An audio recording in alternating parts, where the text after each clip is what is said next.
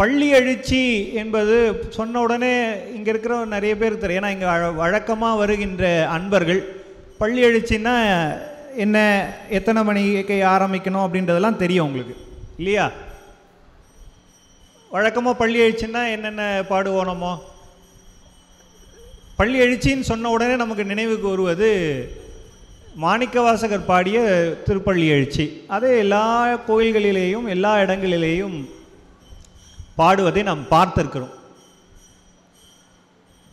அதை தாண்டி பள்ளி எழுச்சிகள் இருக்கா அப்படின்னா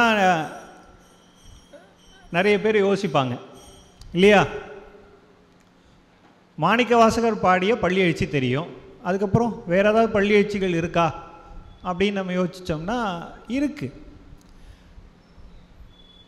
அதற்கு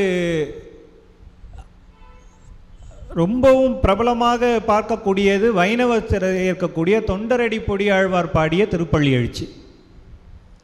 அதுவும் சைவ மரபில் இருக்கிறவங்களுக்கு எப்படி மாணிக்கவாசகருடைய திருப்பள்ளி எழுச்சி உயர்வோ அதுபோல் வைணவ மரபிலே தொண்டரடி பொடியாழ்வார் பாடிய அந்த திருப்பள்ளி எழுச்சி அது ரொம்பவும் 4000 திவ்ய பிரபந்தத்திலே அதை அமைத்திருக்கிறார்கள். இன்னும் சொல்ல போனால் திருப்பதியிலே அங்கே அந்த இந்த பள்ளி எழுச்சி பாடப்படுகிறது. திருவரங்கத்திலேயும் திருப்பதியிலும் இதெல்லாம் பாடப்படுகிறது, பழக்கத்திலே உண்டு. இந்த பள்ளி எழுச்சி என்கின்ற அந்த நூல் வகை இருக்கிறது. இந்த நூல் சிற்றிலக்கிய வகையிலே அமைந்திருக்கக்கூடிய ஒன்றாக இருக்கலாம். சிற்றிலக்கியங்கள் நிறைய உண்டு, நமக்கு எல்லாரும் தெரியும். ஊசல், அம்மானை, கலம்பகம், இப்படி பிள்ளைத்தமிழ், இப்படிலாம் சிற்றிலக்கிய வழக்கங்கள் உண்டு. ஆனால் இந்த பள்ளி எழுச்சி என்பது ஒரு குறிப்பிட்ட காலத்தில் மட்டும் பாடப்படுகின்ற ஒரு பகுதியாக அமைந்திருக்கிறது. இப்போ நாம் சைவத்துக்கு உரிய பள்ளி எழுச்சி என்று நாம் பார்க்கக்கூடிய மாணிக்கவாசகர் பாடிய அந்த திருப்பள்ளி எழுச்சி நமக்கு தெரியும். இப்போ நாம் கேள்விப்பட்டது தொண்டரடி பொடியாழ்வார் பாடிய திருவரங்கத்தம்மாவை பாடிய அந்த திருப்பள்ளி எழுச்சி. இதை தாண்டி பள்ளி எழுச்சிகள் இருக்கா அப்படின்னு ஒரு கேள்வி கேட்டால் நிறைய பேருக்கு புதிதான ஒரு செய்தியாக இருக்கலாம் சார், இருந்துட்டு போட்டோம், எங்களுக்கு என்ன பிரச்சனை சார், எத்தனையோ இருக்குது, அதில் இது ஒன்று இருந்துட்டு போட்டோம். உண்டு, பல பள்ளி எழுச்சிகள் உண்டு.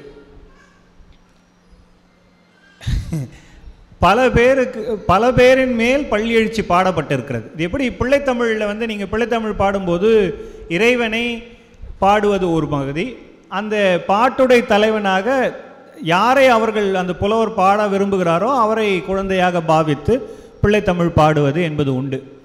அதுபோல் பள்ளி எழுச்சியும் உண்டு. அதே போல் யார் மீது வேண்டுமானாலும் பாடுபடுகின்ற ஒரு பாங்கு உண்டு. இன்னும் குறிப்பாக சொல்லணுன்னா யாருக்கு புலமை வாய்த்திருக்கிறதோ அவர்கள் இன்னொருவர் தனக்கு பிடித்தவர்களுடைய ஒருத்தர் மேல் பள்ளி எழுச்சியை பாடுவது என்பது இயல்பாக ஒன்று பார்க்க முடிகிறது.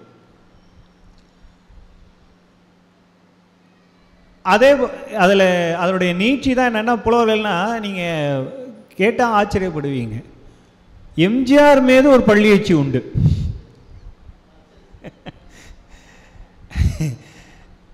அதுபோல் வெவ்வேறு அவரவர்கள் ஒன்றும் அதிகப்படியாக அந்த பள்ளி எழுச்சி வகை அந்த நூலை பாடக்கூடிய திறம் படைத்தவர்கள் அவர்களுக்கு பிடித்தவர்கள் மீது பாட வேண்டியது. இப்படி இந்த நூல் வகையிலே அற்புதமான நூல் வகையிலே முருகனுக்கு பள்ளி எழுச்சி உண்டு. இறைவன் சிவபெருமானுக்கு பள்ளி எழுச்சி பாடுவது போலவும் திருமாலுக்கு பள்ளி எழுச்சி பாடுவது போலவும் முருகப்பெருமானுக்கும் பள்ளி எழுச்சி என்கின்ற நூல் உண்டு. பல பேர் பாடியிருக்கிறார்கள். வெவ்வேறு நூல்கள் இருக்குது. ஆனால் அதில் அதுபோல் முருகப்பெருமானுக்கு பள்ளி எழுச்சி, வள்ளலார் பள்ளி எழுச்சி பாடியிருக்கிறார். அருட்பெருஞ்சோதி பள்ளி எழுச்சி பாடியிருக்கிறார்கள். அவ்வளோ ஏன் சார், பாரதியார் பாரத மாதா பள்ளி எழுச்சின்னு ஒன்று பாடியிருக்கார். 5 பாடல்கள் இருக்கும். இப்போ இந்த பள்ளி எழுச்சின்றது வந்து ஏன் பாடணும் அப்படின்றது தான் அடுத்த சிந்தனை. ஏன்னா நம்ம எல்லாவற்றையும் ஒரு காரணம் இல்லாமல் எதையும் நாம் செய்வது என்பது நம்மளுடைய மரபு அல்ல. ஒரு பள்ளி எழுச்சி என்கின்ற நூல் எதில் வருகிறது அப்படின்னா, யாராவது ஒருத்தர் இப்போது தூங்கிட்டாங்கன்னா தூங்குறவங்கள எழுப்பணும், இவ்வளோ தானே. இப்போ ராத்திரி இரவு நேரத்திலே நம்ம சிவபெருமானோ இல்லை அந்த கடவுள் மூர்த்தத்தை நாம் வந்து பள்ளி அறையிலே எழுந்தருள பண்ணுதல் என்கின்ற ஒரு சடங்கு உண்டு, அந்த ஒரு வழக்கம் உண்டு. முடித்த உடனே மறுநாள் காலையில் திருப்பியும் வழிபாடு ஆரம்பிக்கும் போது பள்ளி எழுச்சி பாடி அவர்களை எழுப்பி அமைத்து வழிபாடுகளை செய்ய வேண்டும். இப்போ தூங்குறவங்கள எழுப்பணும், அதுக்காக ஒரு நூல் சார். இது நமக்கு வந்து ஒரு பெரிய விஷயம்தான்.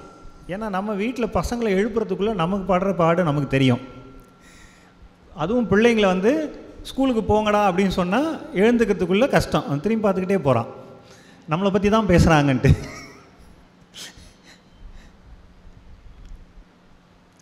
அவங்க எழுந்துக்கலைன்னா அம்மா பாட்டு பாடுவாங்க, அது என்ன பாட்டுன்னு அவங்களுக்கு தெரியும். ஆனால் ஒரு தலைவன் இறைவனை வந்து தூங்கிய நிலையிலே இருந்து அவரை எழுப்புவது என்பதுதான் பள்ளி எழுச்சியினுடைய நூலினுடைய அமைப்பு. இப்படி தான் இருக்கணும். அது ஒரு 10 பாடல்கள் என்கின்ற வகையிலே அந்த பாடல்களை அமைக்க வேண்டும். அந்த வரைமுறை அதில் வந்து இன்னார் வந்திருக்கிறார்கள், நீங்கள் இவ்வளவு சிறந்தவர்கள், இன்னார் வந்திருக்கிறார்கள், இவங்கெல்லாம் வந்திருக்காங்க, எழுந்திருப்பான், எனக்கு அருள் புரிய வேண்டும். இவ்வளவு தான் அந்த பள்ளி எழுச்சியினுடைய வகை. இவ்வளோதான், குறிப்பாக சுருக்கமாக சொல்லணும்னா அவ்வளோதான். இதில் என்ன முக்கியமாக கவனிக்க வேண்டியது என்னென்னா, காலை நேரத்தில் அதை வந்து பாடுவதனாலேயே, ஏன்னா காலையில் தான் அந்த காலத்துலலாம் தூங்கிட்டு இருந்தாங்க, இரவு தூங்கி காலையில் எழுந்துப்பாங்க. இப்போல்லாம் எல்லாம் தலைகீழாக மாறிடுச்சு, மதியானம் தூங்கி நைட்டு எழுந்துக்கிறாங்க. அதனால் அதை காலையிலே எழுப்ப வேண்டும் என்பதனாலே அதற்கு உரிய ராகமாகிய பூபால ராகத்திலே அதை பாடி அமைத்து கொண்டிருந்தார்கள். அது கர்நாடக சங்கீதத்தில் சொல்லணுன்னா ராகம் பூபால ராகம், பண் இசையில் சொல்லணுன்னா புறநீர்மை பண். இந்த பள்ளி எழுச்சியில் நம்ம வழக்கமாக பார்த்தோம், போற்றி என் வாழ் முதலாகிய பொருளே புலர்ந்தது பூங்கழக்கு இணை துணை மனன்கு பாட்டிருக்கோமா, பாடுறோம். இது பூபால ராகம். இப்படி ஒவ்வொரு பாடல்லையும் நம்ம வந்து அதில் பள்ளி எழுச்சியில் பூபால ராகத்திலே பாடுவார்கள். இப்போ நான் ஏற்கனவே சொன்னது போல் வெவ்வேறு கடவுளுக்கு வெவ்வேறு பள்ளி எழுச்சி உண்டு. அந்த காலத்தில் என்ன பண்ணாங்கன்னா வந்து மார்கழி நேரத்தில் மார்கழி பாராயணம் என்பது கடைபிடித்தார்கள். இப்பெல்லாம் மார்கழி பாராயணம் பற்றி யாரும் காலையில் 5 மணிக்கெலாம் யார் சார் எழுந்துக்கிறது, அதெல்லாம் ஒரு வயசானவங்க யாராவது பார்த்துப்பாங்க அப்படின்ட்டு போயிடுவாங்க. ஆனால் அந்த காலத்தில் அதற்கு வழிவகுத்து கொடுத்தார்கள், எப்படி பாடணும்னு வழிவகுத்து கொடுத்தார்கள். என்னுடைய தாத்தா அவர்கள் பெருமாள் திருப்புகழ் சிவம் பெருமாள் ஐயா அவர்கள் ஆரம்பிக்கும்போது அந்த காலத்தில் மார்கழி பாராயண தொகுப்புன்னு ஒரு நூலை வெளியிட்டார்கள். என்னென்னலாம் பாடணும், எப்படி வழிபடுக்கணும் அப்படின்றது ஒரு முறைமை வைத்து அந்த முறைமையினுடைய அழகு கருதி என்ன பண்ணாங்கன்னா, அந்த காலத்தில் கிவா ஜெகநாதன் ஐயா அவர்கள் என்னுடைய தாத்தாவோட நெருக்கமான நண்பு, அவர்களும் அதை வந்து அழகு பார்த்து என்ன பண்ணாங்கன்னா 1947 அவர் ஒரு நூலை வெளியிட்டார். உதயம்னு ஒரு நூல் வெளியிட்டார். உதயம். அதில் என்னென்ன பள்ளி எழுச்சிகள் இருக்குது, அதெல்லாம் எப்படி பாடணுன்றதுக்கு ஒரு முறைமை. இல்லை முதல்ல வந்து திருப்பள்ளி எழுச்சி, மாணிக்கவாசகர் பாடிய திருப்பள்ளி எழுச்சி, அதுக்கப்புறம் தொண்டரடிப்பொடியாழ்வார் திருப்பள்ளி எழுச்சி, அதுக்கு அடுத்தது திருமுருகன் திருப்பள்ளி எழுச்சி, முருகப்பெருமானுடைய திருப்பள்ளி. அதுதான் நம்மளுடைய தலைப்பு இன்றைய தினம். அதுக்கு அடுத்ததாக வள்ளலார் பாடிய அருட்பாவில் இருக்கக்கூடிய அருட்பெருஞ்சோதி பள்ளி எழுச்சி. அதுக்கப்புறம் நிறைவாக பாரத மாதா பள்ளி எழுச்சி பாடி தான் மார்கழி பாராயணத்தை நிறைவு செய்தார்கள். அந்த காலத்தில் பாரதியார் 5 பாடல்கள் பாடியிருப்பார் பாரத மாதா பள்ளி எழுச்சி. ஆக வரைமுறையாக அழகாக அதை அமைத்து கொடுத்தார்கள். அதில் மூன்றாவதாக அந்த வரிசையிலே பார்க்கும்போது திருமுருகன் பள்ளி எழுச்சி என்கின்ற அந்த பள்ளி எழுச்சி என்பதுதான் நாம் இன்றைக்கு சிந்திக்கக்கூடிய ஒரு மிகப்பெரிய ஒரு நூல். அதை பாடிய பெருமகனார் சிதம்பர சுவாமிகள், திருப்போரூர் சிதம்பர சுவாமிகள் பாடிய அந்த அற்புதமான நூல். உங்களுடைய பார்வைக்கு திருப்போரூர் சிதம்பர சுவாமிகள் மிகப்பெரிய அருளாளர். இங்கே கூட சந்நிதியில் இங்கே சுதை கூட இருக்கும் இல்லையா?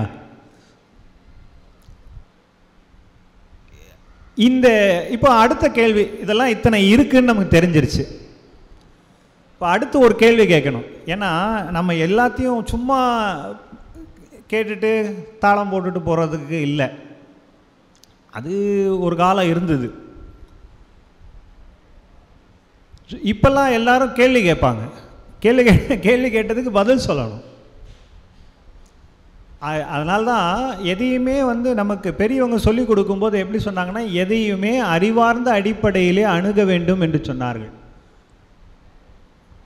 நுண்ணறிவால் வழிபாடு செய்வார்க்கு உடையான்.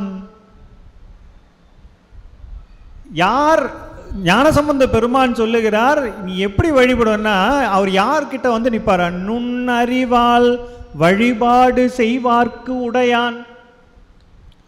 எதை செய்தாலும் அதில் ஒரு அறிவு விளக்கம் இருக்க வேண்டும். சும்மா வெற்றுச் சடங்காக செய்வது என்பது தமிழர் நெறி அல்ல. அப்போ இது ஒவ்வொரு வழிபாட்டுக்கும் ஒரு அர்த்தம் இருக்கு.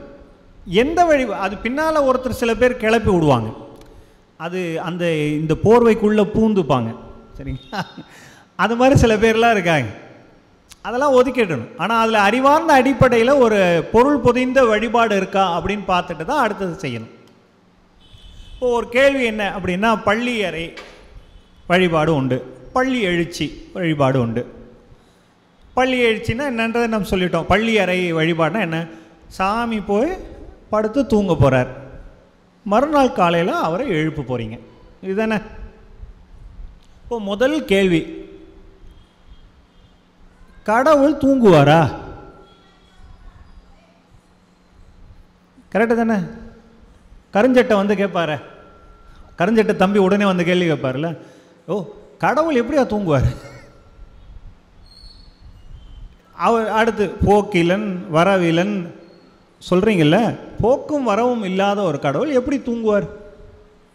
அப்படி தூங்குவார்னு ஒரு சடங்கை வச்சு அந்த தூங்குறவரை எழுப்புறதுக்குன்னு ஒரு வழிபாடு வைக்கிறீங்க, அது என்ன? கேள்வி வரும், நியாயமான கேள்வி.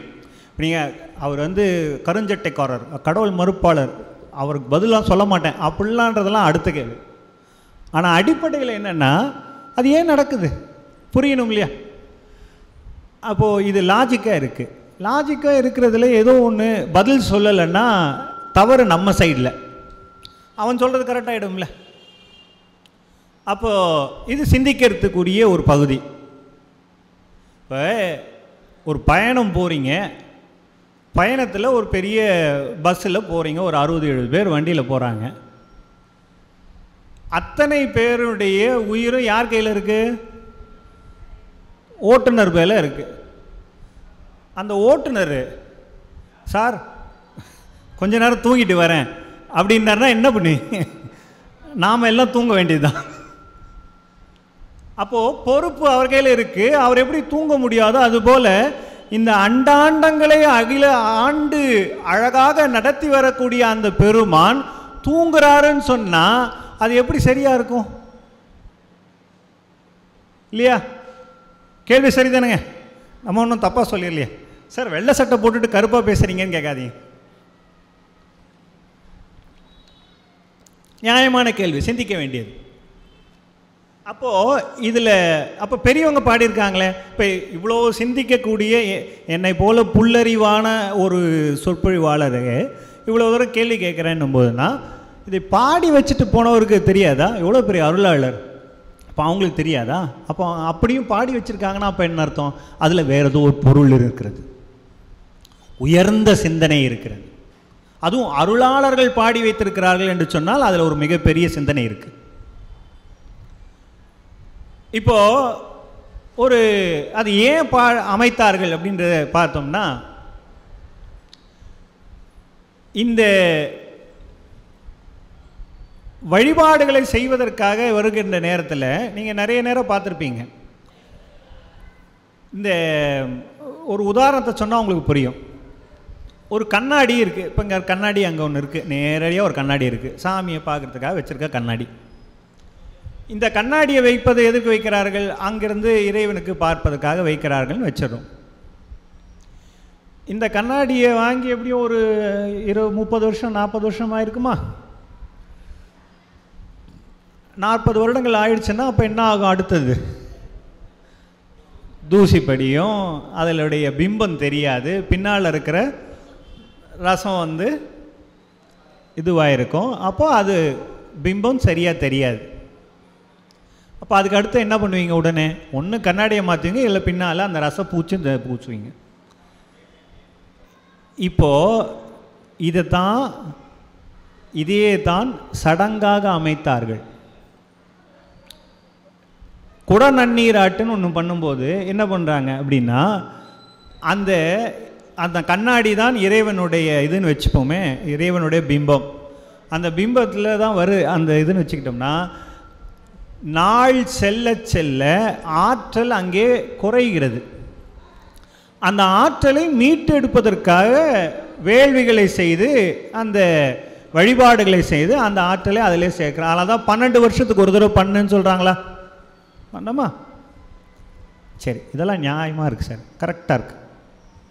இப்போ அடுத்த கேள்வி என்னென்னா, கடவுளுக்கு ஆற்றல் குறையுமா? அடுத்த கேள்வி இல்லை சார். அவருக்கு ஆற்றல் குறைஞ்சா அவர் எப்படி கடவுளாக இருப்பார்? நியாயமான கேள்வி தானே சார். எனக்கு ஆற்றல் குறையுது அப்படின்னா வயசாயிடுச்சு அப்படின்னு நான் சொல்லலாம். கடவுளுக்கு ஆற்றல் குறையுமா?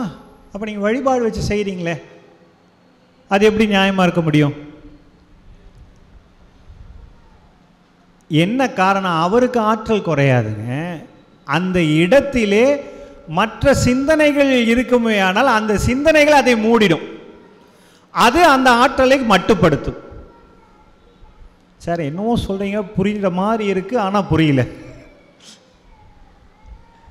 ஒரு விளக்கு இங்கே இருக்குது. இந்த விளக்கு குண்டு பல்பு ஒன்று வச்சுருக்காங்க. வழக்கமாக குண்டு பல்பெல்லாம் போட்டாங்கன்னா என்ன பண்ணுவாங்க? போடுற ஒரு உபயதாரர் அந்த விளக்கிலிருந்து வெளிச்சமே தெரியாத அளவுக்கு அவர் உபயத்தில் பேர் எழுதிடுவார் இல்லையா? அப்படி இல்லாமல் நல்ல உபயதாரர்கள் இங்கே இருக்கிறாரு, நல்ல வெளிச்சமாக இருக்குது. இப்போ இந்த வெளிச்சம் இருக்குது, இதை கொஞ்சம் நல்ல ஒரு தாரில் முக்கி மாட்டினீங்கன்னா வெளிச்சம் வருமா? வராது. ஆனால் சுவிட்சு போட்டால் அது வேலை செய்யுதானா? வேலை செய்யுது இல்லையா? வேலை செய்யுது. ஆனால் வெளிச்சம் வருதா?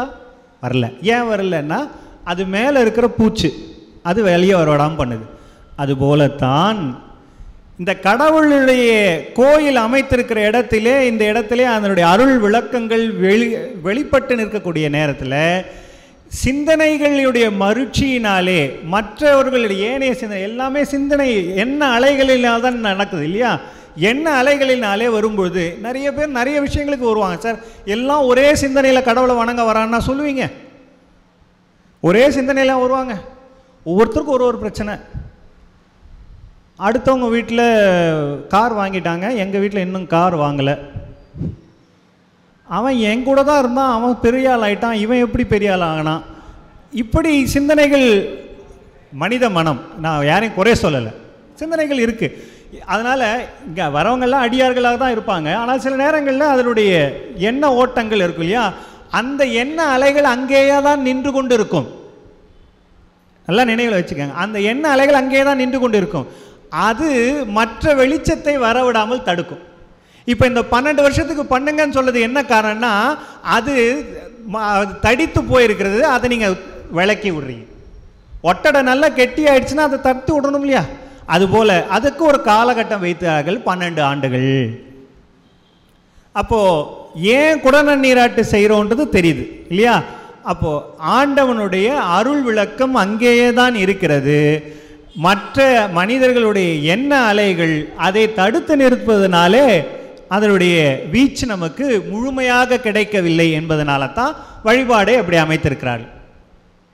சரி சார், இதுக்கும் பள்ளி எச்சைக்கு என்ன சம்பந்தம் அப்படின்னு பார்த்தீங்கன்னா, அடுத்து அம்மா கேட்குறாங்க, ஆமாம் இவ்வளோ நேரம் பேசிட்டு இருந்தீங்க, பள்ளி எச்சைக்கு எங்கே, அங்கே வாங்க. இறைவன் நான் சொன்னது போல இது கடவுளை நீங்கள் வெளியே பார்த்து இங்கே இருக்கக்கூடிய மூர்த்தத்திலே பார்க்குறீங்க. இன்னொரு முக்கியமான செய்தி என்னன்னா, அங்கே மட்டும்தானே இருக்கார் கடவுள்னா இல்லை, எல்லா இடத்துலையும் தான் இருக்கார். அப்போ ஏன் அங்கே வணங்குறோம்னா, அங்கே ஆற்றலை வெளிப்பட செய்வதற்கு வழிவகை செய்திருக்கிறோம், அதனால் அங்கே வணங்குறோம்.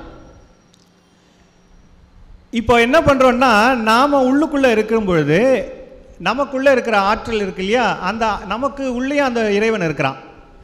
இப்போ நம்ம என்ன கவனிக்க வேண்டியதுன்னா, இந்த ஆற்றல் வெளிப்படணும். நம்ம அங்கே போய் நிற்கும் பொழுது அந்த பெருமானுடைய ஆற்றல் வெளிப்படணும்னா, இந்த இறை பரம்பொருள் இருக்கே, இந்த இறை பரம்பொருள் அந்தந்த காலகட்டத்திலே ஆற்றல், நம்மளுடைய எண்ண அலைகளுடைய ஆற்றல் பொதில இருக்குது. இப்போது 12 வருஷத்துக்கு ஒரு தடவை போய் தொடச்சி விட்றோன்னு சொன்னோம் இல்லையா, அது இல்லாமல் தினமும் வீட்டில் துடைக்கிறோமே. கிச்சனில் போய் உட்காந்து அம்மா சமைக்கும்போது தினமும் தொடச்சி தானே சமைக்கிறீங்க. 12 வருஷம் ஆகட்டும் அப்போ துடைக்கிறேன் நான் சொல்கிறீங்க. அதுபோல் அன்றன்றைய தேவைக்கு அந்தந்த பராமரிப்புகளும் உண்டு இல்லையா? அதுபோல் அந்தந்த பராமரிப்புகள் பெரிய தெரியணுன்றதுக்காக என்ன பண்ணுவாங்கன்னா, இறைவனை காலையிலே வெகுழ்த்தி எழுப்புவதற்காக, அந்த ஆற்றல் வெளிப்படுவதற்காக பள்ளி எழுச்சி பாடுகிறார்கள். சும்மா பாடல. இந்த கடவுள் தூங்கலை சார், நீங்கள் நினைக்கிறீங்க கடவுள் தூங்குறாரு. என்ன அதை பழக்கத்திலே கொண்டு வருவதற்காக என்ன செய்கிறாங்கன்னா, இறைவன் அந்த நேரத்திலே ஒடுங்குகின்ற நேரம் அப்படின்னு நினைக்கிறாங்க. ஆனால் ஒடுங்கலை, அவர் பாட்டு முடிச்சுதான் இருக்கார். அப்போ நாம் என்னன்னா, அந்த ஆற்றல் எல்லாம் சேர்ந்துருச்சு, நாளை காலையில் அந்த அழுக்கெல்லாம் கொஞ்சம் சுத்தப்படுத்திட்டுனா அடுத்த மறுபடியும் நீங்கள் வெளியே வருவீர்கள். அதனால் இதை என்ன சொன்னாங்கன்னா, பள்ளி எழுச்சி என்பதை சைவ சித்தாந்தம் சொல்லும் பொழுது என்ன சொல்லுவாங்கன்னா, திரோதானம் மறைத்தல்னு சொல்லுவாங்க. திரோதானம் நீக்குதல்னு அர்த்தம். திரோதானம் உடனே சார் என்னவோ பேசுறீங்க. திரோதானம் என்பது மறைப்பு சக்தி, அவ்வளோதான். மறைப்பு சக்தி என்பது அது இல்லைன்னா வாழ்க்கை ஓடாது. நல்லா கவனிங்க, 5 தொழில்கள் இருக்குது இல்லையா? படைத்தல், ஆக்கல், இதெல்லாம் உண்டு. ஒடுக்கல், காத்தல், அருளல் எல்லாம் உண்டு. இந்த மறைத்தல்னு ஒன்று இருக்குது பாருங்க, அது ரொம்ப முக்கியமானது. நம்ம என்ன நினைக்கிறோம், மறைத்தல்ன்றது அவ்வளோ முக்கியம் இல்லை, இது என்ன இருக்கிறதுல சும்மா மறைக்கிறதுன்னு. அது இல்லைன்னா இந்த வாழ்க்கை ஓடாது சார். நிறைய விஷயங்கள் மறைக்கிறதுனால நமக்கு நல்லதா போச்சு. நாம் பிறந்துட்டோம், இறக்குற நாள் நமக்கு தெரியுமா? மறைச்சிட்டான். தெரிஞ்சா என்ன ஆகும்னு யோசிச்சு பார்த்துங்க. பயம் வந்துடும். அப்போ மறைப்பு ரொம்ப முக்கியம். இதுக்கு முன்னால் நம்ம என்ன பிறவியில் என்னவா இருந்தோம் நமக்கு தெரியாது. ஆனால் ஒரு தொடர்பில் தான் இருக்குது, சும்மா வந்துடல யாரும். ஒவ்வொருத்தரும் ஒவ்வொரு விஷயத்துக்கும் ஒவ்வொருத்தரை பார்ப்பதும் ஒவ்வொரு தொடர்பு உண்டு. அப்போ என்ன ஆகுதுன்னா, அந்த போன பிறவியிலிருந்து இந்த பிறவிக்கு வரும்பொழுது அந்த பிறவியினுடைய சிந்தனைகள் அத்தனையும் மறைச்சிட்டான். நீங்கள் மறைக்கலைன்னா யோசிச்சு பாருங்க. இதோ போகுது இந்த நாய், 4 கால் பிராணி, இதைத்தான் போன ஜென்மத்தில் நான் கல்யாணம் பண்ணிக்கிட்டேன். சில பேர் யோசிப்பாங்க, இந்த ஜென்மத்திலே அப்படி தான் சார் அப்படின்வாங்க. ஆக மறைப்பு ரொம்ப முக்கியம். இப்போ நீங்கள் அது அந்த மறைத்தல் என்கின்ற ஒன்று இல்லை என்று சொன்னால் உங்களுடைய இயல்பு வாழ்க்கை என்பது நடைபெறாது. ஆனால் இந்த மறைப்பு என்பதிலிருந்து விடுபட வேண்டும். இப்போ எது நமக்கு மறைக்குது அப்படின்னா, இறைவனை நாம் சென்று அடைவதற்கு உரிய ஆற்றலை மறைப்பது எது என்றால் இந்த உலக இச்சைகளும் உலக பாசங்களும் நம்மை மறைக்கிறது. அந்த உலக இச்சையிலிருந்து நாம் மீண்டு வருவதற்காக என்ன பண்ணணும்னா, என்னை நான் எழுப்பிக் கொள்ள வேண்டும். அதுதான் பள்ளி எழுச்சி. தூங்கிக்கிட்டு இருக்கேன் சார், நான் உங்களை எழுப்பிக்கிறீங்களே, நான் கடவுள் எதுக்குன்னா, அந்த ஆற்றல் எனக்கு வரவிடாம சிலதெல்லாம் தடுத்திருக்கு இல்லையா, அந்த ஆற்றலை வெளிப்படுவதற்காக நான் பள்ளி எழுச்சி பாடுகின்றேன். அந்த ஆற்றல் இறை பரம்பொருள் எழுந்து வந்து எனக்கு அருள் புரியுன்னு கேட்கிறாங்க, அவ்வளவுதான். இதுதான் பள்ளி எழுச்சியினுடைய அர்த்தம். ஏதோ சும்மா பாடிடல சார் எதையுமே. நாம நிறைய விஷயங்கள்ல நம்ம எல்லாத்தையும் கடந்து போயிடுறோம். அதனால்தான் வள்ளலார் என்ன பண்ணார்னா, இது வந்து பொதுவாக எல்லாரும் என்ன பண்ணாங்க, பெரிய அருளாளர்கள் என்ன பண்ணாங்கன்னா, நேரடியாக இறைவனுடைய வழிபாட்டிலேயே இறைவன் பள்ளி எழுச்சி மட்டும் பாடினாங்க. வள்ளலார் என்ன பண்ணார்னா, எப்பா நீ முதல்ல எழுந்து பாடினார். அவர் முதல்ல உன்னை எழுப்பிட்டு அதுக்கப்புறம் போய் நீ கடவுள்கிட்ட வழிபடுனார். மெய்யின்ப பேரு பாட்டு ஞாபகம் இருக்குங்களா? சத்தியம் சத்தியம் அருட்பெரும் ஜோதி தந்தையரே என்னை தாங்குகின்றீரே, உத்தமம் ஆகு நின் திருச்சமூகத்து என் உடல் பொருள் ஆவியை ஒப்புடன் அளித்தேன், இத்தகை உலகிடை அவைக்கும் என்றெனக்கும் ஏதும் சுதந்திரம் இல்லை, இங்கு இனி நீர் எத்தகை ஆயினும் செய்து கொள்கிற்பீர், என்னை பள்ளி எழுப்பி மெய் இன்பம் தந்தீரே. பாட்டு இருக்கு சார், நான் இவ்வளோ நேரம் சொன்னது அந்த பாட்டு அங்கே இருக்கு.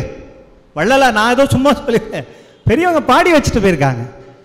எப்படி வணங்கணுமா அதையும் சொல்லி கொடுக்குறாரு. என்ன சத்தியம் சத்தியம் சத்தியம் 3 தடவை சத்தியம் சொல்றாரு. என்ன ஒன்றும் கிடையாது, என்னுடைய உடல் பொருள் ஆவி அத்தனையும் உங்ககிட்ட கொடுத்துட்டேன், என்ன பண்ணுவேன், எனக்கு அதுக்கு சம்பந்தமே கிடையாது இனிமேல், எத்தகை ஆயினும் செய்து கொள்விற்பீர். உன் பிரச்சனை என் பிரச்சனை இல்லை, என்ன பண்ணுனாரு, எத்தகை ஆயினும் செய்து கொள்கிற்பீர், என்ன அவைக்கும் என்றெனக்கும் ஏதும் சுதந்திரம் இல்லை. இதெல்லாம் வார்த்தைகள், கவனிக்க வேண்டிய வார்த்தைகள். நாம நினச்சிட்டு இருக்கோம் நம்ம ரொம்ப சுதந்திரமா இருக்கோம்னு, இல்லையா? இன்னைக்கு எங்கள் வீட்டில் என் மனைவி என்னை கேட்கல, நான் பாட்டுக்கு இங்கே வந்து நிம்மதியாக நிகழ்ச்சியில் உட்காந்துட்டு இருக்கேன், நான் எவ்வளோ சுதந்திரமாக இருக்கேன் தெரியுமா அப்படின்னு நீங்கள் நினச்சிட்டு இருக்கோம். அது இல்லை சுதந்திரம். நாம் நினைக்கிறது சுதந்திரம் அல்ல. அது மட்டும் இல்லை, நம்ம சுதந்திரமாகவும் இல்லை, நாம் கட்டுண்டு இருக்கிறோம். அதனால்தான் ஆன்மா வந்து பசுன்னு சொன்னாங்க. உயிர்களை பசுன்னு சொல்வதற்கு காரணமே என்னென்னா, கட்டுகளோடு தான் நாம் இருக்கிறோம். இப்போ நீங்கள் இந்த இதில் நீங்கள் மாட்டு தொழுவத்தில் பார்த்தீங்கன்னா, மாடை கட்டி போடும்போது என்ன பண்ணியிருப்பாங்கன்னா, ஒரு கட்டு தறியில் போட்டு கட்டியிருப்பாங்க. மாடு வந்து மேயட்டும்னு விட்டுருப்பாங்க. கொஞ்சம் தூரம் போகிறவளுக்கு மேயும். ஆனால் அது ஒரு எல்லைக்கு மேலே போக முடியாது. கயிறு எவ்வளோ தூரம் இருக்கோ அவ்வளோதான் போகும். அதுபோல் மூச்சு எவ்வளோ தூரம் இருக்கோ அவ்வளோதான். அதான் நமக்கு கட்டு தெரியும், அதான் அளவு. நமக்கு சுதந்திரம் கம்மி, சுதந்திரம் இல்லைங்க. நீங்கள் நினைத்தது தான் நடக்குதா சொல்லுங்கள் பார்ப்போம். அந்த சுதந்திரம் கூட உங்ககிட்ட கிடையாது. யார் பண்ணுறா? அவர் இருக்கார், அவர் தான் பார்த்து பண்ணிக்கிட்டு இருக்கார். அதனால தான் அவர் சொன்னார், அவைக்கும் என்றெனக்கும் ஏதும் சுதந்திரம் இல்லை. நீ அப்புறம் என்ன, எனக்கு அதுக்கு சம்பந்தமே இல்லை, நீங்கள் என்ன ஒன்றா பண்ணிக்கோ. எத்தகை ஆயினும் செய்து கொள்கிற்பீர், என்னை பள்ளி எழுப்பி மெய் இன்பம் தந்தீரே. அப்போ மெய் இன்பம் பெறுவதற்கு அடிப்படை என்னன்னா பள்ளி எழுச்சி. அன்றாடம் அது பயில வேண்டும் என்பதற்காகத்தான் அதை வழிபாடுகளை செய்தார்கள். அப்போ இந்த பள்ளி எழுச்சி என்பது ஏதோ ஒரு சாதாரண நூல் என்று நினைத்து விடாதீர்கள்.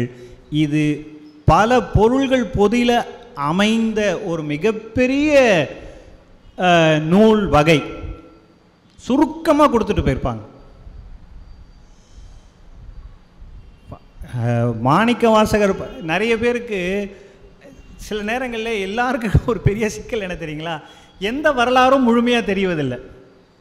யார் யாரையும் முதல்ல பாடினாங்க, எப்படி அமைச்சாங்கன்றதும் தெரியறதில்லை. ஆனால் வாலாயமாக ஏதாவது ஒன்று சொல்லிட வேண்டியது, போயிட வேண்டியது. மாணிக்கவாசகர் திருவம்பாவை பாவை பாடுதல் என்பது, இன்னும் சொல்ல போனால் பாவை பாடிய வாயால் கோவை பாடுகன்னு சிவபெருமான் கேட்டு திருக்கோவையார் பாட வைத்திருக்கிறாருன்றதெல்லாம் நம்ம பார்த்துருக்கோம். அப்போது பாவையை பொதுவாக சொல்லியிருக்காரு சார். நீங்கள் இப்போது அம்மானை பாடிய வாயால் திருக்கோவை பாடுன்னு சொல்லியிருக்கலாம்ல, ஏன் சொல்லலை? பாவை பாடிய வாயால் கோவை பாடுகன்னு கேட்டார்னா அப்போ பாவையினுடைய முக்கியம் என்னன்றது தெரியணும் உங்களுக்கு. திருவம்பாவை என்பது ஒரு மிகப்பெரிய நூல், அது ஒரு தனி தலைப்பு, அதனுடைய சிந்தனையே மிகப்பெரிய சிந்தனை. 20 பாடல்கள், ஒவ்வொன்றும் மிகப்பெரிய பொருள் பொதிந்த ஒரு பாடல்கள். சும்மா எல்லாம் காலையில் எழுந்து உட்காந்து பாடினுக்காங்க நினச்சிருக்காங்க, இல்லை, ஒவ்வொன்றும் அளவு நிறுத்தி வைத்து பாடியிருக்கிறார். 20 பாடல்கள் பாடியிருக்காருன்னா அதில் 9வது பாடல் வரைக்கும் ஒரு பொருள், 10வது பாடலிருந்து வேறு பொருள். அது நீங்கள் பழங்காலத்து திருவாசகத்தில் இது எடுத்து பார்த்தீங்கன்னா, அந்த திருவாசக பதிப்புகளில் பார்த்தீங்கன்னா மேலே போடும்பொழுது தலைப்புகள் போடுவாங்க, சரிங்களா? அதில் நீங்கள் இப்போ கூட திருவாசகம் போடும்போது இல்லை கூட என்ன அதில் என்ன போட்டிருப்பாங்க தெரியுங்களா? திருவம்பாவைக்கு போடும்பொழுது சத்தியை வியந்ததுன்னு போட்டிருப்பாங்க தலைப்பு. நீங்கள் இப்போல்லாம் யாரும் பாடுறதில்ல, திருவம்பாவைன்னு போட்டிருப்பாங்க. அந்த காலத்தில் அதுக்கு பொருளை அங்கேயே வச்சிருந்தாங்க, சத்தியை வியந்தது. 9 சக்திகளை அங்கே ஒவ்வொருவராக எழுப்பி எழுப்பி எழுப்பி எழுப்பி வந்து இதோ இங்கே இருக்கிறார் பாரு பெருமான், அவரை வணங்குவதற்கு வான்னு கூட்டுட்டு போனாங்க. அப்படி சொல்லி கொடுத்தார்கள் திருவம்பாவையில். அது ஒரு பெரிய நீல நெடுக சிந்திக்க வேண்டிய ஒரு பகுதி. அதனால் அந்த வரன்முறையாக எப்படி வைத்தார்கள்னா, திருவம்பாவை பாடிட்டு அதுக்கப்புறம் திருப்பள்ளி வச்சு பாடணும்னு பாட்டு வச்சாங்க. உள்ளுக்குள்ளே இருக்கிற சக்தியை வியந்து அதுக்கப்புறமா எம்பெருமானை எழுப்பி அங்கே போய் நீ வழிபாடு பண்ணடான்னு சொல்லி கொடுத்தாங்க. பெரியவங்களாக தான் இருந்திருக்காங்க. வள்ளலார் அங்கேருந்தா எடுத்தார். அவர் எடுத்ததே அங்கேருந்து தானே, ஆதியும் அந்தமும் இல்லா அருட்பெரும் ஜோதினா அங்கேருந்து தானே எடுத்தார். மாணிக்கவாசகர் மேலே வள்ளலாருக்கு இருந்த அன்பும் உயர்வும் அந்த பக்தியும் அது ஒரு தனிப்பட்ட ஒரு திருவாசகத்தின் மீது அவருக்கு இருந்த ஊற்றம் இருக்கிறது. அது ஒரு மிகப்பெரிய ஊற்றம். அதை பற்றிய சிந்தனை இங்கே இதே மேடையில் இங்கே கூட ஐயா அவர்கள் பேசியிருக்கிறேன். நான் சரியன் உலகம் உய்ய வந்த வருவிக்க நாள் என்று வள்ளலாரை பற்றிய ஒரு தலைப்பில் இதே இடத்துல கூட சிந்தித்திருக்கிறேன். ஆனால் அப்போ அதில் ஏதோ ஒரு பெரியவங்க எல்லாவற்றையும் ஒரு பொருள் பொதில் தான் வைத்திருக்கிறார்கள் என்பது நமக்கு நல்லா தெரியுது. இப்போ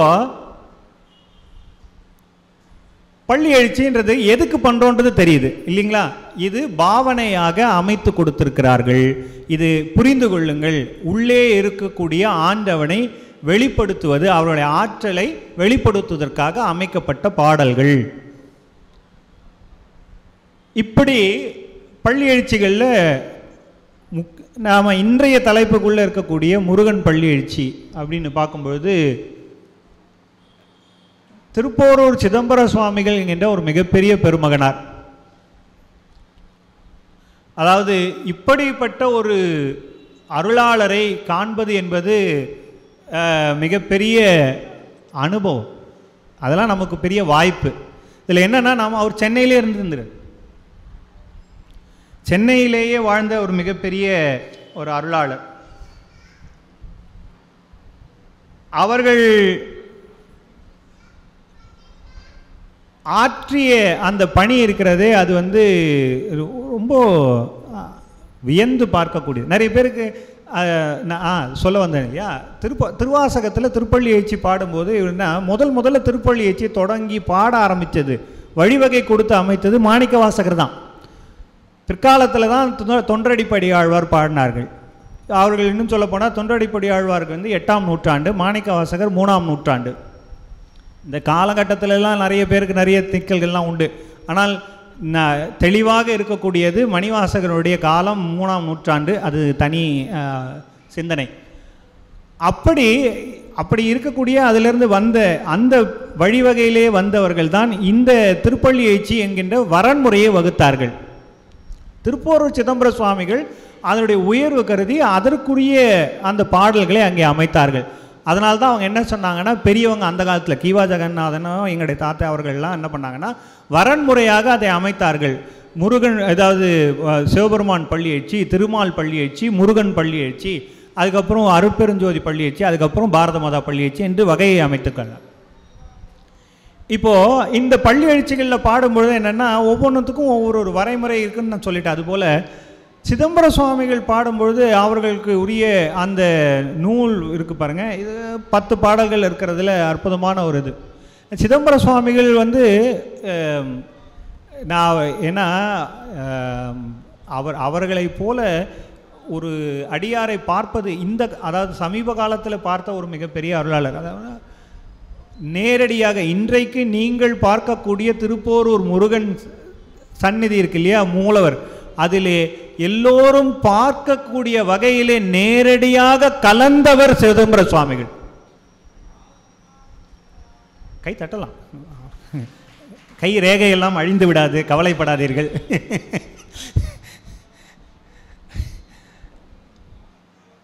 அவர்கள்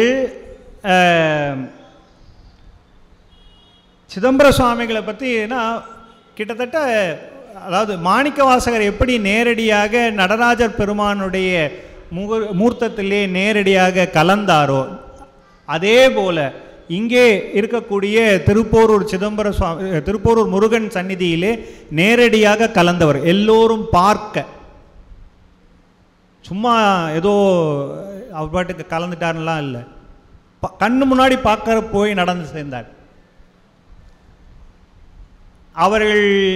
அவருடைய வரலாறே வந்து ஒரு மிகப்பெரிய அற்புதமான அவர்கள் பேரு சிதம்பரம், சரிங்களா, நல்ல அற்புதமான தமிழ் ஊற்றமுடைய ஒரு மிகப்பெரிய பெருமகனார். அவர்கள் என்ன பண்ணாங்கன்னா, அவருடைய மதுரையை சேர்ந்தவர் அவர்கள். அவருடைய ஆரம்ப காலத்தில் அவர்கள் வந்து இயலிலே ரொம்பவும் சிறந்த ஒரு அற்புதமான விற்பனராக இருந்ததுனால அவர்கள் எல்லாரையும் வந்து சிதம்பர கவிராயர்னு தான் சொல்லுவாங்க. நிறைய நூல்கள் பாடியிருக்கார். மதுரை மீனாட்சி அம்மன் அவர்கள் மீது மிகப்பெரிய ஆர்வமும் ஊற்றமும் கொண்டவர்கள். அதனால் மதுரை மீனாட்சி அம்மனை வழிபடாமல் அவர்களுடைய நாள் எந்த வேலையும் செய்ய மாட்டார். அங்கே தான் முதல் வழிபாடு அவருக்கு.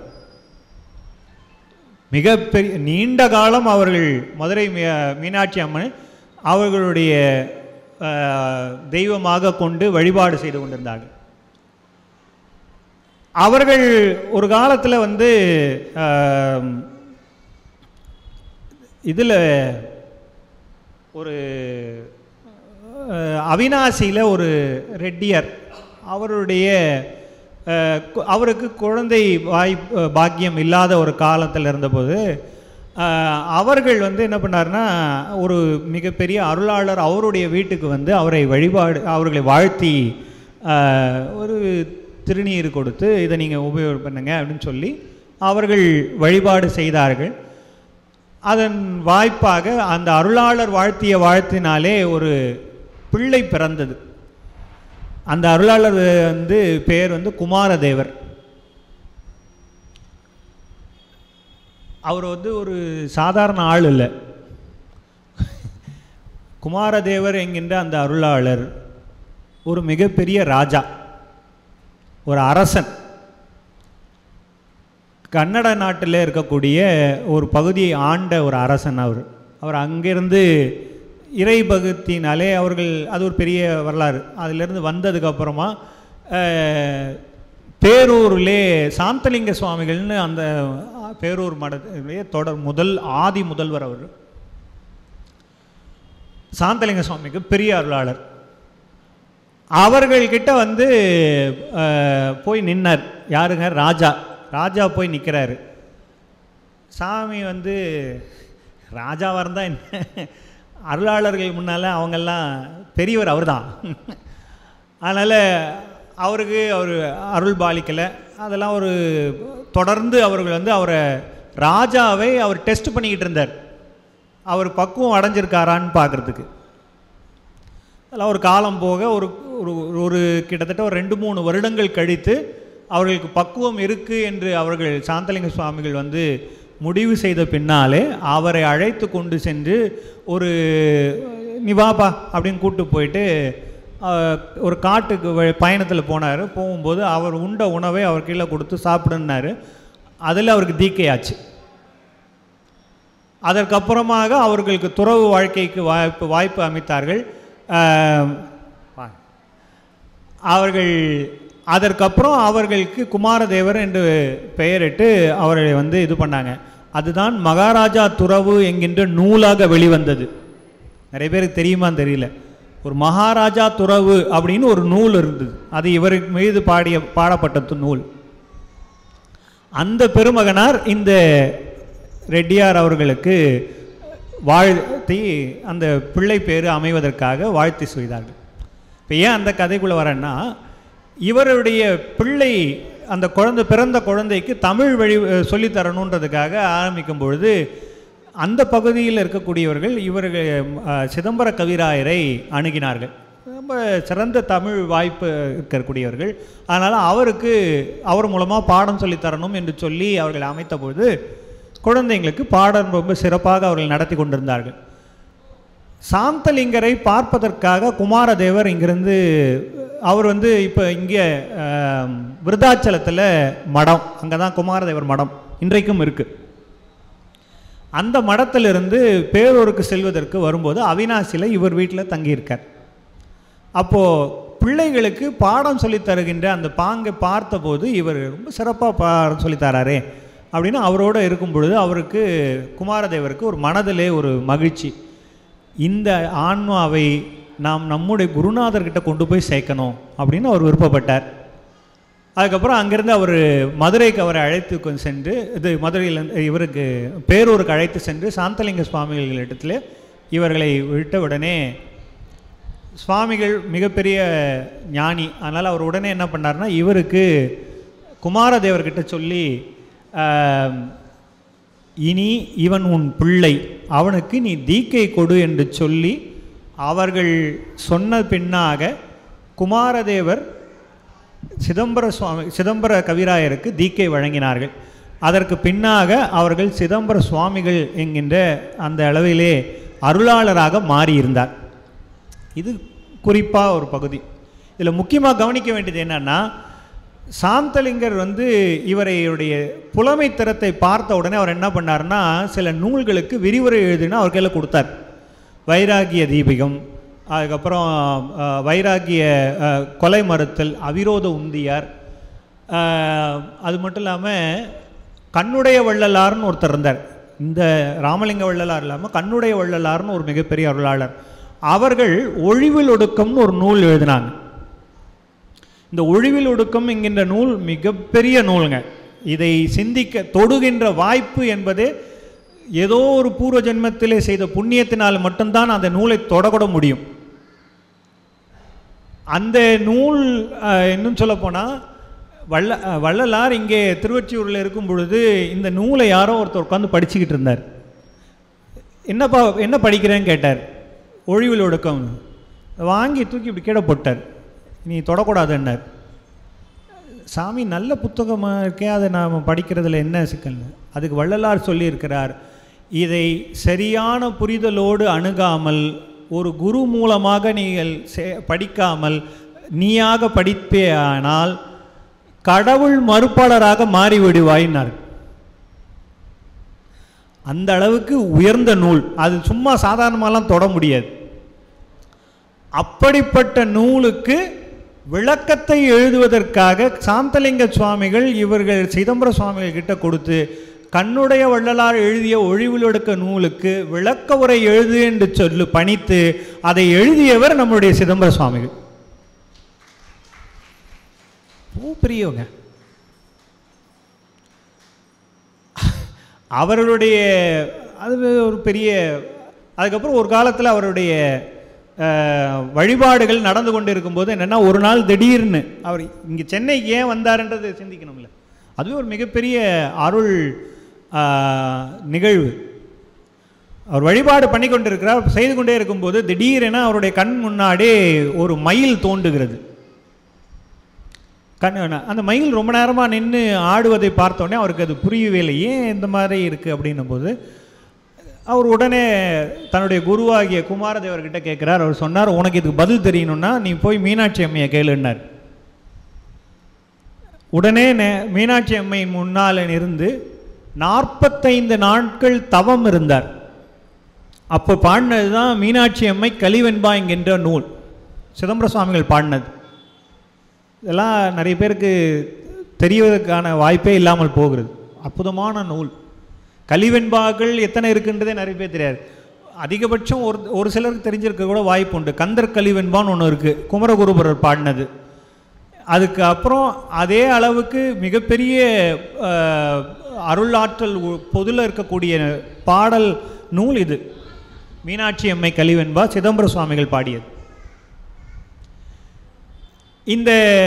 அதற்கப்புறம் அவருடைய அந்த தவத்தினுடைய வலிமையினாலே மீனாட்சி அம்மை கண் முன்னாடியே தோன்றி என்ன சொன்னாருன்னா, நீ போப்பா, உனக்கு வடக்கு பக்கத்தில் போரூர்னு ஒரு ஊர் இருக்குது, அந்த இடத்துல முருகனுடைய கோயில் தேடி கண்டுபிடிச்சி அதை நிர்மாணம் செய் அப்படின்னு சொல்லி அதை புதுப்பித்து உருவாக்கு அப்படின்னு சொல்லி அனுப்பி விட்டாங்க. கதை வேகமாக வந்துடுவோம், ஏன்னா நம்ம பள்ளியச்சிக்குள்ளே வரணும். உள்ளே வராரு, இங்கே சென்னைக்கு வராரு. வழக்கம் போல் அப்போவே சென்னை, அவருடைய காலகட்டம் நான் சொல்கிறது 14ஆம் நூற்றாண்டு, 14-15 நூற்றாண்டு. அப்போவே சென்னையில் அவர் கேட்குறாரு, இந்த கோயில் எங்கே அப்படின்னு கேட்டால், கோயிலா, இங்கே கோயிலெலாம் கிடையாதுங்கன்ட்டார். ரொம்ப நல்லவங்க நம்ம காலத்தில், அந்த காலத்துலையும். அந்த காலத்துலையும் நம்மள ஆட்கள் தான் இருந்திருக்காங்க.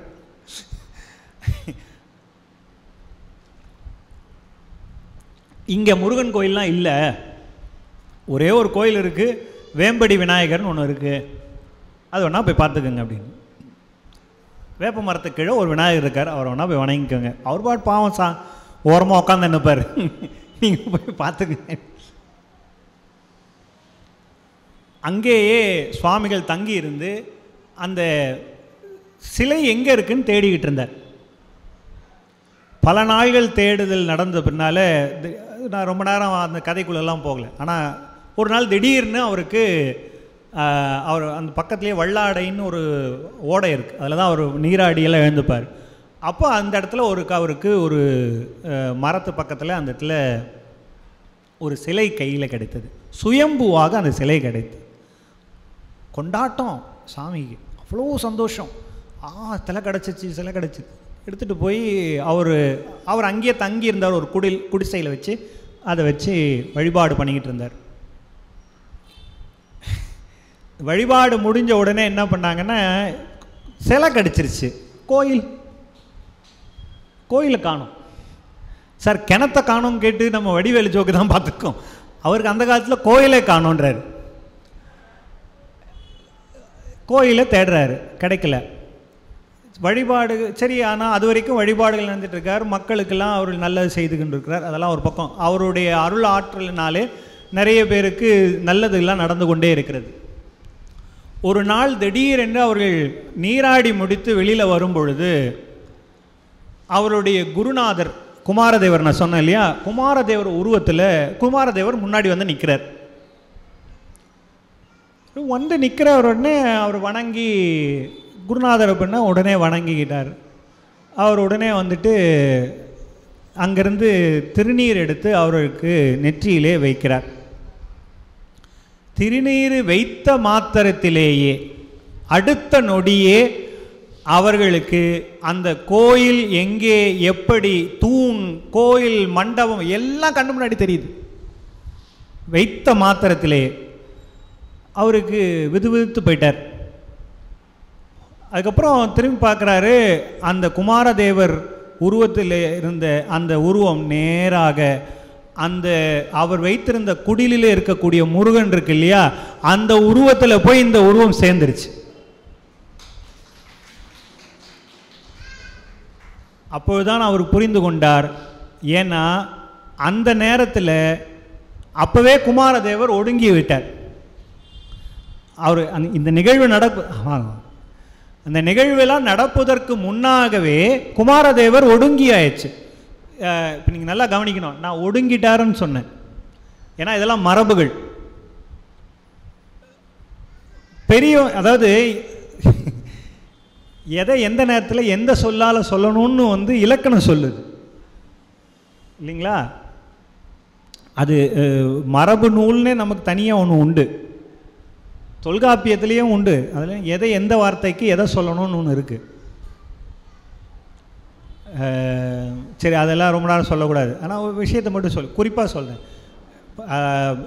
பெரியவங்களை வந்து சொல்லும்போது இறந்துட்டாங்கன்னு சொல்லக்கூடாது, மறைந்தாருன்னு கூட சொல்லக்கூடாது. அதனுடைய தகுதியான சொல் அல்ல. ஏன்னா அது வேற. அவங்க பெரியவங்களுக்கு சொல்லும்போது என்ன சொன்னாங்கன்னா, ஒடுங்கினார்னு சொல்லணும். ஒடுங்கினார், ஒடுங்கினார். இந்த மாதிரி ஞானியார் சுவாமிகள் ஒரு சொற்பொழிவில் பேசிக்கிட்டு இருக்கார். அப்போ அவருக்கு ஒரு கைச்சீட்டு வருது. கைச்சீட்டுனா ஒரு சின்ன சீட்டில் ஒருத்தங்க வந்து செய்தியை சொல்லார். ஒரு பெரியவர், நான் அதெல்லாம் நேரம் சொல்ல, அவர் மறைஞ்சிட்டாருன்னு செய்தி வருது. சாமி அதை பார்த்துட்டு அதை மடித்து வச்சுட்டு அவர் வார்த்தை சொன்னார். அவர் பேரை சொல்லி, அவர் இருந்தார் ஆயினார்னார். இருந்தார்னா கடந்த காலம் ஆயிடுச்சுன்னு அர்த்தம். அப்போது எந்த சொல்லை சொல்லணும், எப்படி சொல்லணும்னு மரபு இருக்குது சார். இப்போ சபையில் பேசும்போது சும்மாலாம் பேசிடக்கூடாது, அதில் மங்கள சொல்லாத்தான் பேசணும்னு அந்த காலத்தில் வகுத்து வச்சுருந்தாங்க. நூல்களிலேயே நீங்கள் இன்னைக்கு கூட நீங்கள் போய் எடுத்து பாருங்கள், சேக்கிழார் பாடிய பெரிய புராணத்தில் எத்தனை நிகழ்வுகள், எந்தெந்த நிகழ்வுகளில் மறையுதல் என்கின்ற ஒரு பகுதி வந்திருக்கும். ஒரு இடத்துலையாவது ஒரு அமங்கல சொல் அங்கே இருந்திருக்குமான்னு பாருங்கள், எடுத்து பாருங்களேன். ஒரு இடத்துல கூட இருக்காது. பெரிய புராணத்தில் 4284 பாடல்கள், ஒரே ஒரு அமங்கல சொல் கூட அங்கே நீங்கள் பார்க்கவே முடியாது. அப்படி உயர்ந்த நிலையில் இருந்தார். இப்போ இங்கே வந்துடும். இப்போ ஒடுங்கிட்டாங்க. ஒடுங்கிட்டார்னா குமாரதேவர் ஏற்கனவே ஒடுங்கிட்டார். ஆனால் அவருடைய உருவத்திலேயே சாமி வந்து அந்த இடத்தை காண்பித்திருக்கிறார்கள். விதித்து போனார். அதுக்கப்புறம் அந்த கோயிலெல்லாம் தேடி கண்டுபிடிச்சி அங்கே அவர்கள் செய்த ஒரு புதுமை என்ன அப்படின்னா, அதுதான் திருப்போரூர் சுவாமிகள், சிதம்பர சுவாமிகள் செய்த இது என்னன்னா, வழிபாடு எப்படி செய்ய வேண்டும் என்று முறைமை வகுத்து கொடுத்தார்கள், முழுமையாக வகுத்து கொடுத்தார்கள். அதற்கு முன்னாக வரைக்கும் கோயில் வழிபாடு முறைகள் என்ன என்பதை சொல்லிய நூல் எதுவுமே கிடையாது. ஆனால் என்னென்ன வழிபாடு, எந்தெந்த நேரத்தில் என்னென்ன பாடணும், என்னென்ன செய்யணுன்றதை முழுமையாக பாட்டு கொடுத்தது தான் இந்த திருப்போரூர் சந்நிதி முறைன்னு பாடி கொடுத்தார். சந்நிதி முறைன்னு அமைத்து கொடுத்தார். 726 பாடல்கள், அவ்வளோதான். அவரை மாதிரியான சொல்லாடல்கள்லாம் நீங்கள் எங்கேயுமே பார்க்கவே முடியாதுங்க. நிறைய பேருக்கு இந்த பாடல்கள்லாம் தெரியுமான்னு தெரியல, எத்தனை பேருக்கு அவருடைய பாடல் தெரியுதில்லை. ஆனால் ஒரு பாடல் சொன்னால் உடனே நிறையவுக்கு ஞாபகம் வரும். ஏது பிழை செய்தாலும் ஏழையேன் எனக்கு இறங்கி தீது புரியாத தெய்வமே, நீதி தழைக்கின்ற போரூர் தனி முதலே, நாயேன் பிழைக்கின்றவாறு நீ பேசு. கேள்விப்பட்டிருப்பீங்க. அப்படி அதிகமாக இல்லைனாலும் சீர்காழி சிவசதம், சீர்காழி கோவிந்தராஜன் பாடியிருப்பார், அதனால ஞாபகம் இருக்கும் இல்லையா? ஆனால் அவரை மாதிரி தமிழ் அவ்வளோ எளிமையாக பாடக்கூடியவர்.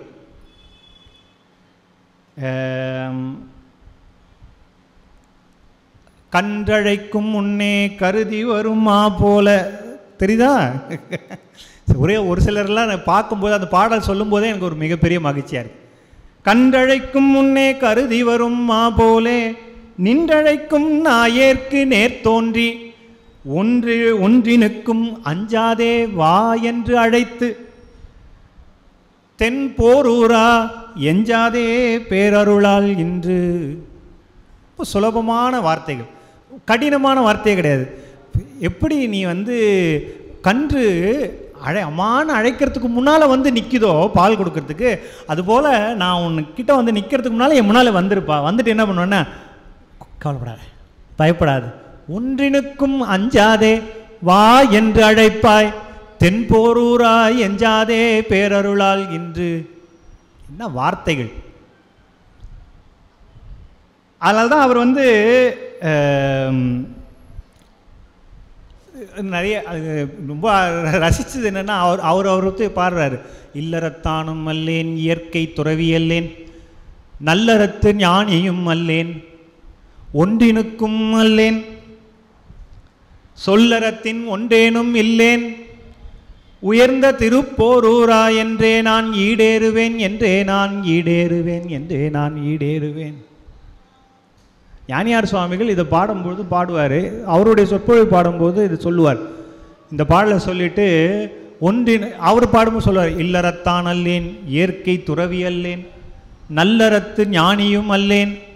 சரி, என்னென்ன சொல்லறத்தின் ஒன்றினும் அல்லேன், என்னென்ன உயர்ந்த திருப்போரூரா என்றே நான் ஈடேறுவேன். ரெண்டு பொருள் உண்டு. உயர்ந்த தனித்து திருப்போரூரா என்றே நான் ஈடேறுவேன். நான் என்னைக்குப்பா ஈடேறுவேன்? அடுத்து நான் அடுத்த தொனிப்பொருளில் சொல்வார், உயர்ந்த தனி திருப்போரூரா என்றே நான் ஈடேறுவேன் அப்படின்னு சொல்லியே நான் ஈடேறிடுவேன்னார். அவ்வளவு தமிழ், அற்புதமான தமிழ். அந்த தமிழுக்கு உரிய அந்த பெருமகனார். சும்மா சார், எந்த கடவுளை நீங்கள் பார்த்தீங்கனாலும் எல்லா கடவுளோட இவர் இருக்கார் பாருங்கள், முருகர் இருக்கார் பாருங்கள், இந்த தமிழுக்கு உழுந்துருவார் சார் அவர். வேறு எதுவும் இருக்கோ இல்லையோ, இந்த தமிழ்னா அவருக்கு அவ்வளோ பிடிக்கும். அது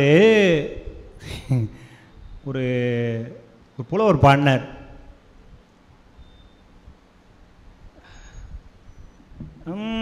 பொன்னவிர் அணங்கு பூத்த புனர் முலை கருங்கண் வள்ளி, கண்ணலும் அமுதும் தேனும் கைக்கும் இன் தீஞ்சொல் மாற்றி, தன்னிகர் புலவன் கூறும் தமிழ் செவி தாழ்த்து கேளா, அந்நிலை மனம் கழிப்பான் அருமுகம் படைத்த கோமான், அருமுகம் படைத்த கோமான். அற்புதமான தமிழ் பாட்டு தான் சார், ஆனால் நமக்கு புரியாது இல்லையா? அதாவது அவர் ஒரு காட்சியை விவரிக்கிறாரு. என்னென்னா, அவர் பார்க்குறாராம், இந்த முருகப்பெருமான் இருக்கார் இல்லையா, அவர் என்ன பண்ணுறாருன்னா, பக்கத்தில் வள்ளி வந்து நிற்கிறாங்களாம். வள்ளி அவரும் கணவனும் மனைவியும் பேசுகிறார்கள். அவர் உடனே அந்த அம்மா பேசுகிறாங்களாம். பேசுகிறது அவ்வளோ சுவையாக இருக்குது. அதனால் அவர் அது எவ்வளோ சொன்னார்னா, பொன்னவிர் அணங்கு பூத்த புனர்முலை கருங்கண் வள்ளி என்ன பண்ணுறாங்கன்னா, கண்ணலும் அமுதும் தேனும் கைக்கும் இன் தீஞ்சொல் மாற்றி, அதாவது என்னென்னா, கரும்பு, கல்கண்டு, அமுது, தேன் இதெல்லாம் என்னன்னா கைத்து போயிடுமா, அதாவது கசக்குமா. எதுக்கு? இந்த அம்மாவுடைய தீஞ்சொல் கேட்டால் அது கசந்து போயிடுமா. அந்த அளவுக்கு அற்புதமாக பேசக்கூடிய அந்த அம்மா பேசிக்கிட்டு இருக்காங்களாம். அவர் கவனிக்கலையாம். யார்? முருகப்பெருமான். எங்கே கவனிக்கிறாரான்னா, அவர் தீஞ்சொல் மாற்றி தன் நிகர் புலவன். யார்? புலவன் ஒருத்தர் பாடுறார். யாருன்னு? புலவன் கூறும் தமிழ் செவி தாழ்த்து கேளார். வள்ளியே பேசினாலும் தமிழ் பாடுறது யாரா இருந்தா முதல்ல அங்க நின்று வாராம் முருகப்பெருமான். சார், அந்த காலத்திலேயே மனைவி பேசுறதை கேட்காம இருந்திருக்கா சார் முருகப்பெருமான். ஆனால் எதுக்காக அதை செய்தாரானா, தமிழ், அந்த தமிழ்னா உடனே வந்துடுவார் அவர். ஆக இது அற்புதமான கற்பனை. இது துரைமங்கலம் சிவபிரகாச சுவாமிகள் பாடிய அந்த நூல் பாடல். சரி, இப்போ அவர்கள் பள்ளி எழுச்சிக்கு இது இப்படி இருக்கக்கூடிய தமிழ், இந்த தமிழோடு தான் ஏற்கனவே அவர் சுலபமாக இயல்பாக இருக்கக்கூடிய தமிழ் என்னென்ன பாடல்லாம் சொல்லிட்டோம். இந்த தமிழோடு தான் அவர் பல பாடல்கள் பாடியிருக்கார். 726. அவர் சின்ன கட்டியம், ஊசல், பெரிய கட்டியம், பள்ளி எழுச்சி எல்லாம் ஒன்று விடாமல் எல்லாத்தையும் பாடியிருக்கார். தாலாட்டு, முருகனுக்கு அவர் பாடின தாலாட்டு கேட்கணுமே, அவ்வளோ அழகாக இருக்கும். இப்படி இருக்கக்கூடிய அந்த தமிழோடு அவர்கள் முருகனை காலையில் எழுப்பணும். பள்ளி எழுச்சி பாடுகிறார்.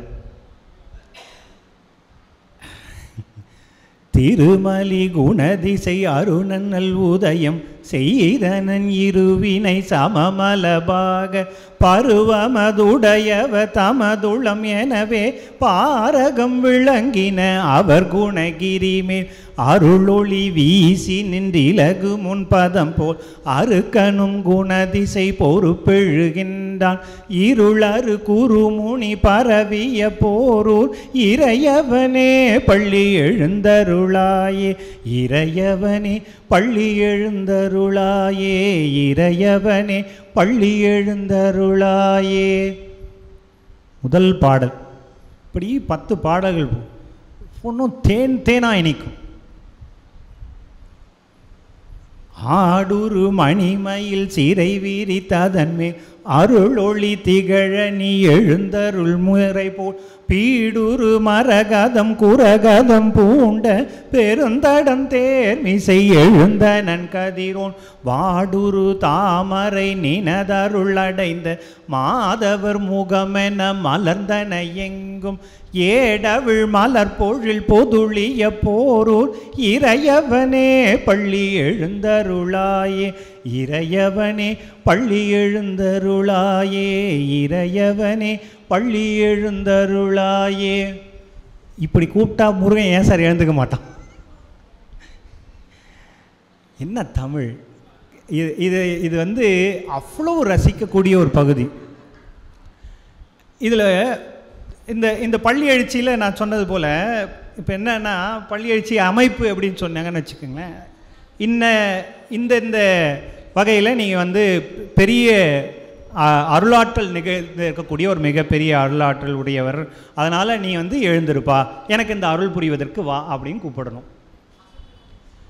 இப்படி ஒவ்வொரு இதையும் சிறப்புகள்லாம் சொல்லி சொல்லி அந்த பள்ளி எழுச்சின்னு கூப்பிட்டு அமைக்க வேண்டும் இல்லையா? ஆனால் வந்து இது ஒரு பள்ளி எழுச்சி. ஆனால் இன்னொருத்தர் ஒரு பள்ளி இந்த பாடல் சிந்திக்கிறதுக்கு முன்னால் அவரவர்களுக்குரிய சிறப்புகளெல்லாம் சொல்லி சொல்லி அவர்களை எழுப்ப சொல்ல வேண்டும். இதெல்லாம் நடந்திருக்கு, இன்னார் வந்திருக்கிறார்கள், எழுந்துங்க, இதெல்லாம் நீ செய்வியே, நீ செய்யணுமே, எழுந்துரு, எனக்கு நீ என்ன பண்ணணும்னு சொல்லணுமே, எழுந்து சொன்னால் தானப்பா தெரியும். இப்படி ஒவ்வொரு பாடலாக அமைக்கணும். நீங்கள் பார்த்தீங்கன்னா இந்த பள்ளி எழுச்சியில் கூட மாணிக்கவாசகர் பாடும்போது அது பழச்சுவையென அமுதென அரிதற்கு அரிதென எளிதென அமரரும் அறியார் இது அவன் திருவுரு இவன் அவன் எனவே எங்களை ஆண்டு கொண்டு இங்கெழுந்தருளும் மதுவளர் பொழில் திரு உத்தர கோச மங்கையுள்ளாய் திருப்பெருந்துறை மன்னா எது எமை பணிகொளும் ஆறு அது கேட்போம் எம்பெருமான் பள்ளி எழுந்தருளாயே. ஏன்னா எது எமை பணி, நான் இப்போ என்ன வேலை செய்யணும்பா இன்னைக்கு சொன்னால் தானே எனக்கு தெரியும் இல்லையா? சுதந்திரம் இல்லை இங்கினி நீர் எத்தகையான, சரி எனக்கு சுதந்திரம் இல்லை, நீ தான் சொல்லணும், எனக்கு என்ன செய்யணும் நீ தான் சொல்லணும். எது எமை பணிகொள்ளும் ஆறு அது கேட்போம் எம்பெருமான் பள்ளி எழுந்தருளாயேனார். ஆறுன்னா சார் ஆறு அது என்ன சார் ஆறு அடையாரா? ஆறுன்ற தமிழ் சொல்லுக்கு வழின்னு அர்த்தம், வழின்னு அர்த்தம். அதே மாதிரி ஆறு இன்னொரு பொருள் என்ன, காடகம்னு அர்த்தம், காடுன்னு அர்த்தம். இப்போ நிறைய பொருள்கள். இந்த இடத்துல ஆறுன்னா வழின்னு அர்த்தம். எதியமை பணிகொள்ளும் ஆறு அது கேட்போம் எம்பெருமான் பள்ளி எழுந்தருளாயே. என்னை பணி என்ன நான் பண்ணணும், நான் என்ன பண்ணணும்னு சொல்லுன்னு கேட்பாங்க.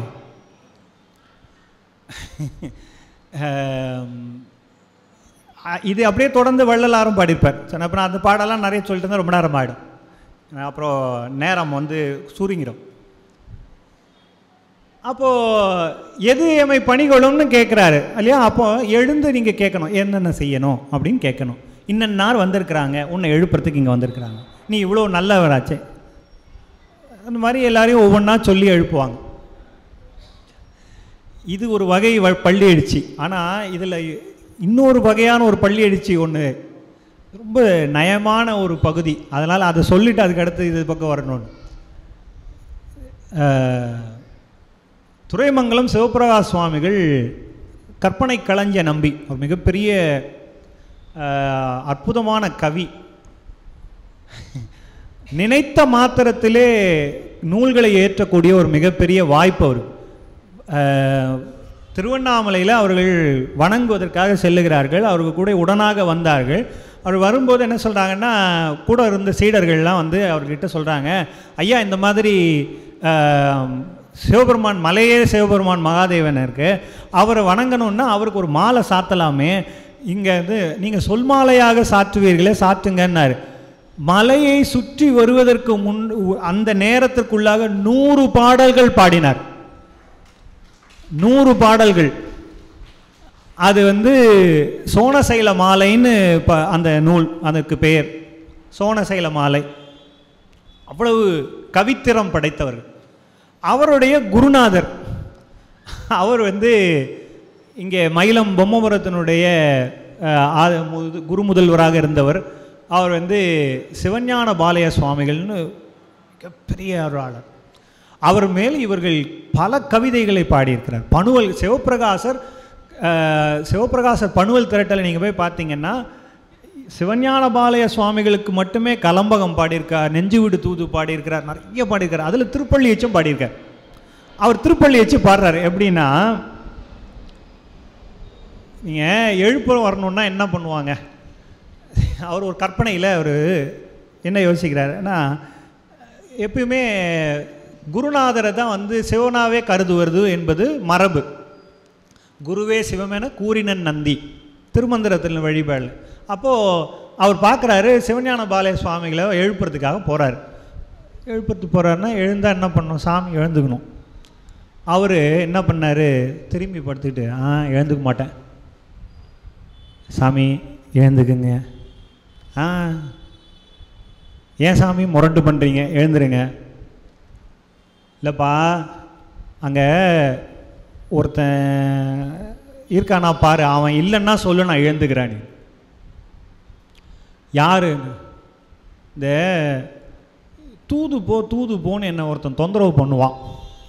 அவன் பேர் நம்பின்னு பேர். இந்த திருச்சூர் நம்பி இல்லை, நம்பி யாரு, அவன் வந்திருக்கானான்னு கேளுப்பா. இல்லைனா அவன் என்னை தூது போன்னு சொல்லி நான் நடக்கணும், அதெல்லாம் நான் போக முடியாது, அவன் இருக்கானா பாரு அப்படின்னு. இவர் உடனே பார்த்துட்டு, இல்லை அவர் இல்லைங்க. அப்போ எழுந்துக்கலாம். இரு, அவசரப்படாது.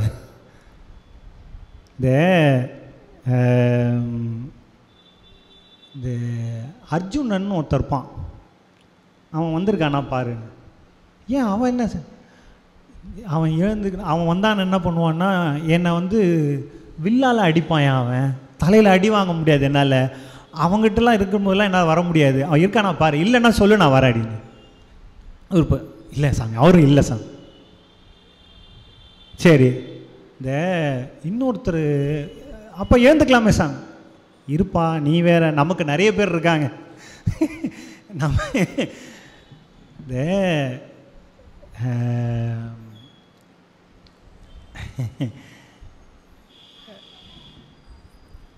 இயற்பகை நாயனார்னு ஒருத்தர் இருப்பார். அவர் இருக்காரா பாருப்பான்னார். ஏன்? ஐயோ, நான் இல்லைன்னா அவர் கல்லெடுத்து அடிப்பான். அவன் பூஜை பண்ணுறேன்னு சொல்லி கல்லெடுத்து அடிப்பான். அவங்க கூட தாங்க முடியாது. அதனால் அவனை கொஞ்சம் இருக்கானா பாரு, இல்லைன்னா சொல்லு, நான் வராடி. சாமி அவரும் இல்லை சாமி, எழுந்துருங்க. அவ்வளோ சீக்கிரத்தில் எழுந்துக்க முடியாது. இந்த அவனோட உறவினர்லாம் இருப்பாங்க, அவன் வந்திருக்கானா பாரு. ஏன்? அதுதான் பெரிய கதையாச்சே. உறவினர்கள்லாம் படையெடுத்து என்னை வந்து திட்டினாங்க, அவங்கெல்லாம் வந்திருக்க போகிறாங்க, அவன் வந்தான்னா என்னை வந்து பாடாக படுத்துவான். அவங்களாம் இல்லையா பாருங்க. அவங்களாம் யாரும் இல்லை. சரி, ஒருத்தர் இருப்பான்யா, கடைசியாக ஒரு ஆள், அவன் மட்டும் இல்லைன்னு மட்டும் பார்த்துக்க. யார்? அரசர்கள் யாராவது வந்திருக்காங்களான்னு. வந்திருக்காங்க. ஐயோ அப்படின்னு. அதில் முக்கியமாக ஒரு ஆள் ஒருத்தர் இருப்பான், அவன் இருக்கானா பாரடின்னு. யாருன்னா, இந்த மண் சுமந்து வான்னு ஒருத்தர் நின்று நிற்பான், அவன் இருக்கானா பாருன்னு. அவன் இல்லைன்னா என்னை உட்காந்து காலையில் எழுந்த உடனே மண்ணை சுமக்க சொல்லுவான், நான் வரமாட்டேன், இருக்கானா பாரு. அவனும் இல்லை சாமின்னு. அப்போ என்னென்ன, இப்போ யார் தான்ப்பா வந்திருக்காங்க அப்படின்னு. ஒன்றும் இல்லை சாமி, எல்லாம் உங்கள் அடியார்கள் தான் வந்திருக்கிறார்கள், தயவு செய்து எழுந்து வாருங்கள் அப்படின்னு அவர் கொஞ்சி அவர் குருநாதரை கூப்பிட்றார்.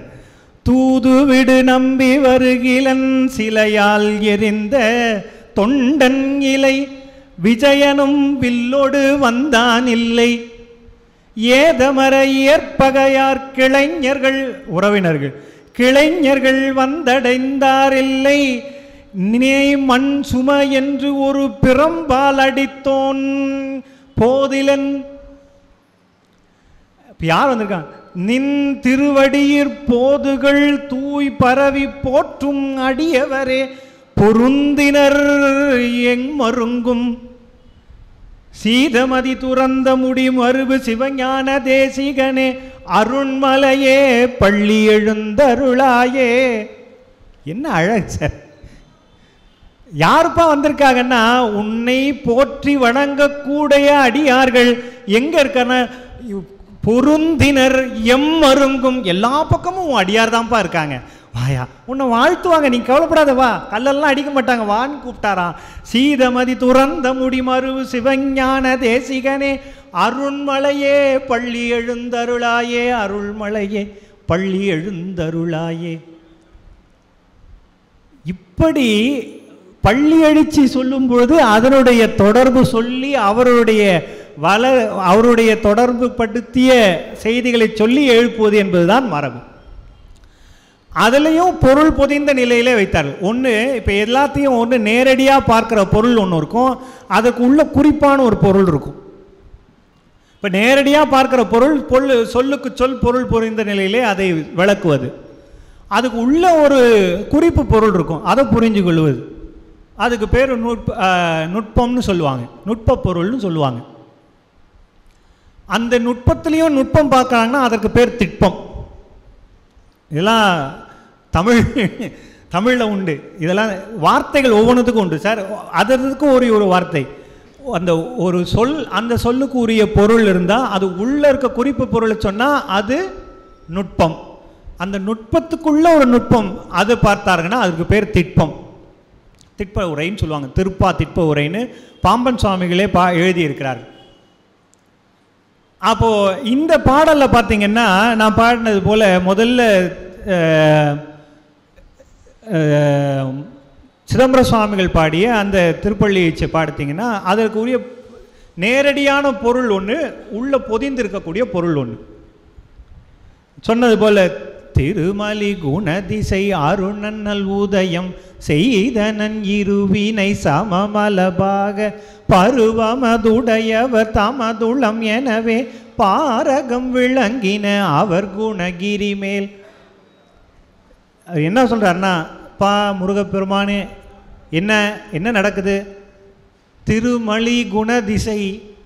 குணதிசை என்றது கிழக்கை குறித்தது. குணக்கு என்பது கிழக்கை குறித்தது. குணதிசை அது என்னன்னா கிழக்கு. திருமலி குணதிசை, செல்வம் கொழிக்கக்கூடிய திசை கிழக்கு. திருமலி குணதிசை அருணன்னல் உதயம்.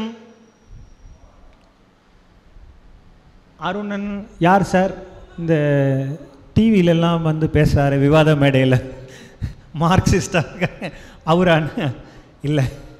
அருணன் என்பது சூரிய பகவானுடைய தேரை ஓட்டுகின்ற சாரதி. அருணன் நல் உதயம் என்ன பண்ணுறாருன்னா, அவர் சாரதி வந்துட்டார்னா அவர் உள்ளே உட்காந்துருக்காருன்னு அர்த்தம் இல்லையா? அருணன் நல் உதயம் செய்தனன் என்ன ஆச்சுன்னா, இருவினை சமமலபாக பருவமது உடையவர் தமது உளம் எனவே பாரகம் விளங்கின. அவன் வந்துட்டான், அந்த அந்த சூரியன் வந்துட்டான். அது எப்படி இருக்கானா அந்த காட்சி, அது பார்க்கும்போது எப்படி இருக்கான்னா, இருமல சமமல பாகம், இருவினை சமமல பாகம். இந்த பக்குவம் அடைந்த ஆன்மாக்கள் இருவினை சமமல பாகம் பருவமது உடையவர், அதுனா பக்குவம் உடையவர்கள் அர்த்தம். பருவமது உடையவர் தமது உளம் எனவே பாரகம் விளங்கின. அப்படின்னா என்னன்னா, உயர்ந்த சிந்தனையோட இந்த உலகம் விளங்கி கொண்டிருக்கிறதுன்னு அர்த்தமா. அந்த உலகத்தை பார்க்குறாராம். எப்படி அந்த உலகம் இருக்கான்னா, உயர்ந்த சிந்தனையாளர்களுடைய உள்ளம் எப்படி இருக்கோ அதுபோல இந்த உலகம் பறந்துபட்டு இருக்கிறது. அந்த இடத்துக்கு அந்த சூரியன் வருகிறாராம். அவர் குணகிரி மேல் அந்த மிகப்பெரிய அருளாளர்கள், பக்குவ நிலையில் இருக்கக்கூடிய அடியார்கள் அங்கே எல்லாம் நிரம்பி நிற்கிறார்களாம். அந்த அடியார்களுடைய குணம் இருக்கே அது மலை போல இருக்கு.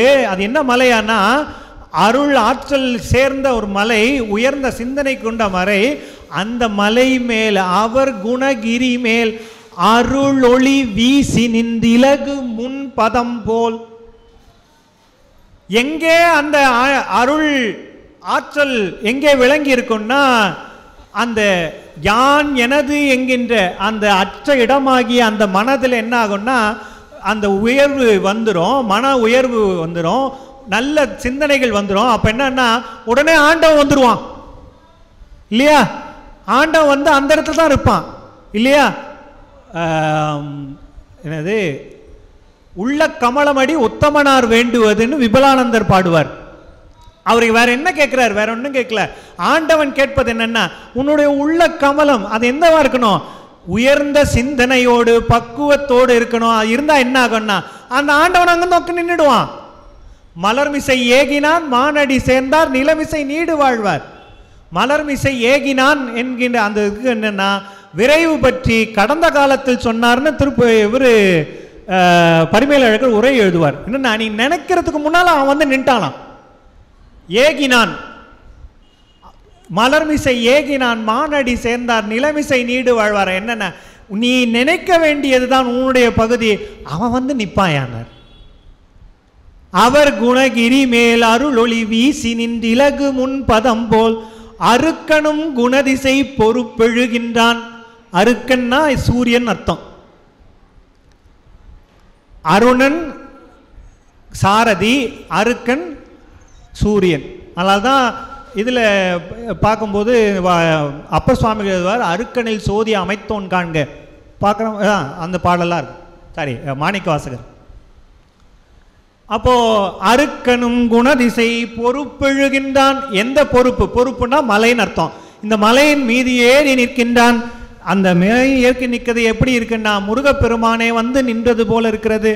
அதனால அந்த இடத்துல நீ வந்திருக்கிறார். முருகப்பெருமானே நீ வந்து நிற்க வேண்டும். அந்த பொறுப்பு ரெடியா இருக்கு, நீங்க வர வேண்டியதா உங்க பாக்கி. இறையவனே பள்ளி எழுந்தருளாயே. இது அந்தந்த சொல்லுக்கு உரிய பொருள் இல்லையா? அந்த வரிக்கு உரிய பொருள். இப்போ இதில் குறிப்பு பொருள் என்ன பார்க்கணும்ல? சொல்லிட்டு போயிடக்கூடாதுல்ல, சும்மா சொல்லிட்டு போயிடக்கூடாது.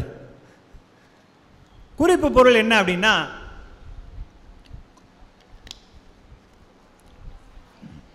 நான் ஏற்கனவே சொன்னது போல இந்த பள்ளி எழுச்சி என்பது என்னன்னா, மறைப்பு சக்தியை, ஆற்றலை நீக்குவது இல்லையா?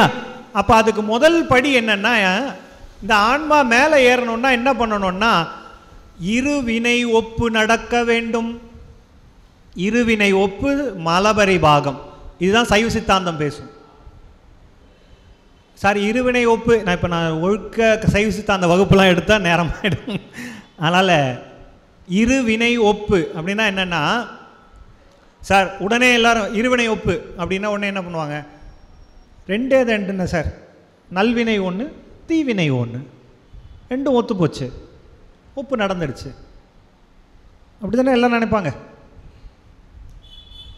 அதை விட ஒரு குறைபாடு உள்ள இதுவே கிடையவே கிடையாது, பொருள்களே கிடையாது. என்ன காரணம்னா, அது எப்படி ஒத்து போகும்?